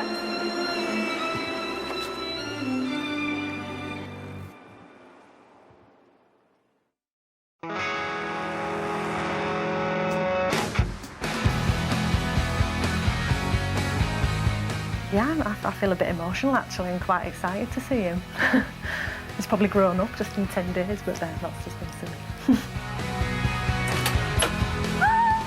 Hello! Whoa. You alright? Have you lost weight? What's this? Is that to fit in with... to fit in with the culture? Everyone's got beards over there. Did it have an impact? It did. A lot of the places did, yeah. The main thing for me was going to the Home of Hope, the charity play, the shelter. The same people with nothing? Yeah, the same people with nothing, and I take everything for granted. And then in seeing those, like, they'd give anything to have all the things that I have. From speaking to him, he's had quite a positive experience, which I think can only enrich his life and hopefully will have some impact.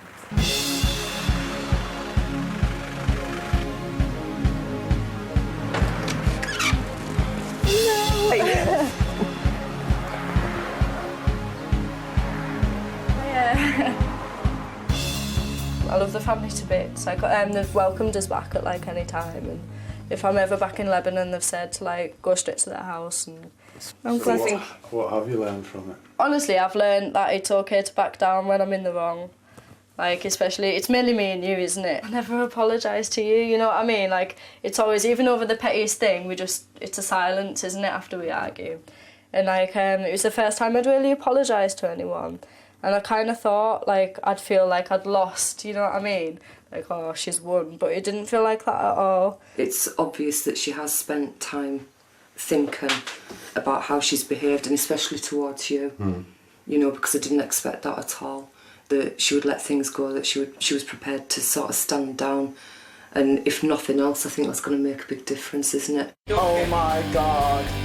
Next time on the world's strictest parents. How do you actually expect me to live? Confrontational Calvin Curlew. Your initial text was rude, yes? Yeah, but obviously. And mum-hating Rosie Harley. Why don't you like speaking? I don't know, I just don't like speaking to you. Get new parents in Belize. This is not England, Rosie. I know it's not. I don't care. I want to wear what I want to wear. I need that cigarette. I'll run away from it. I just wish that I could say sorry.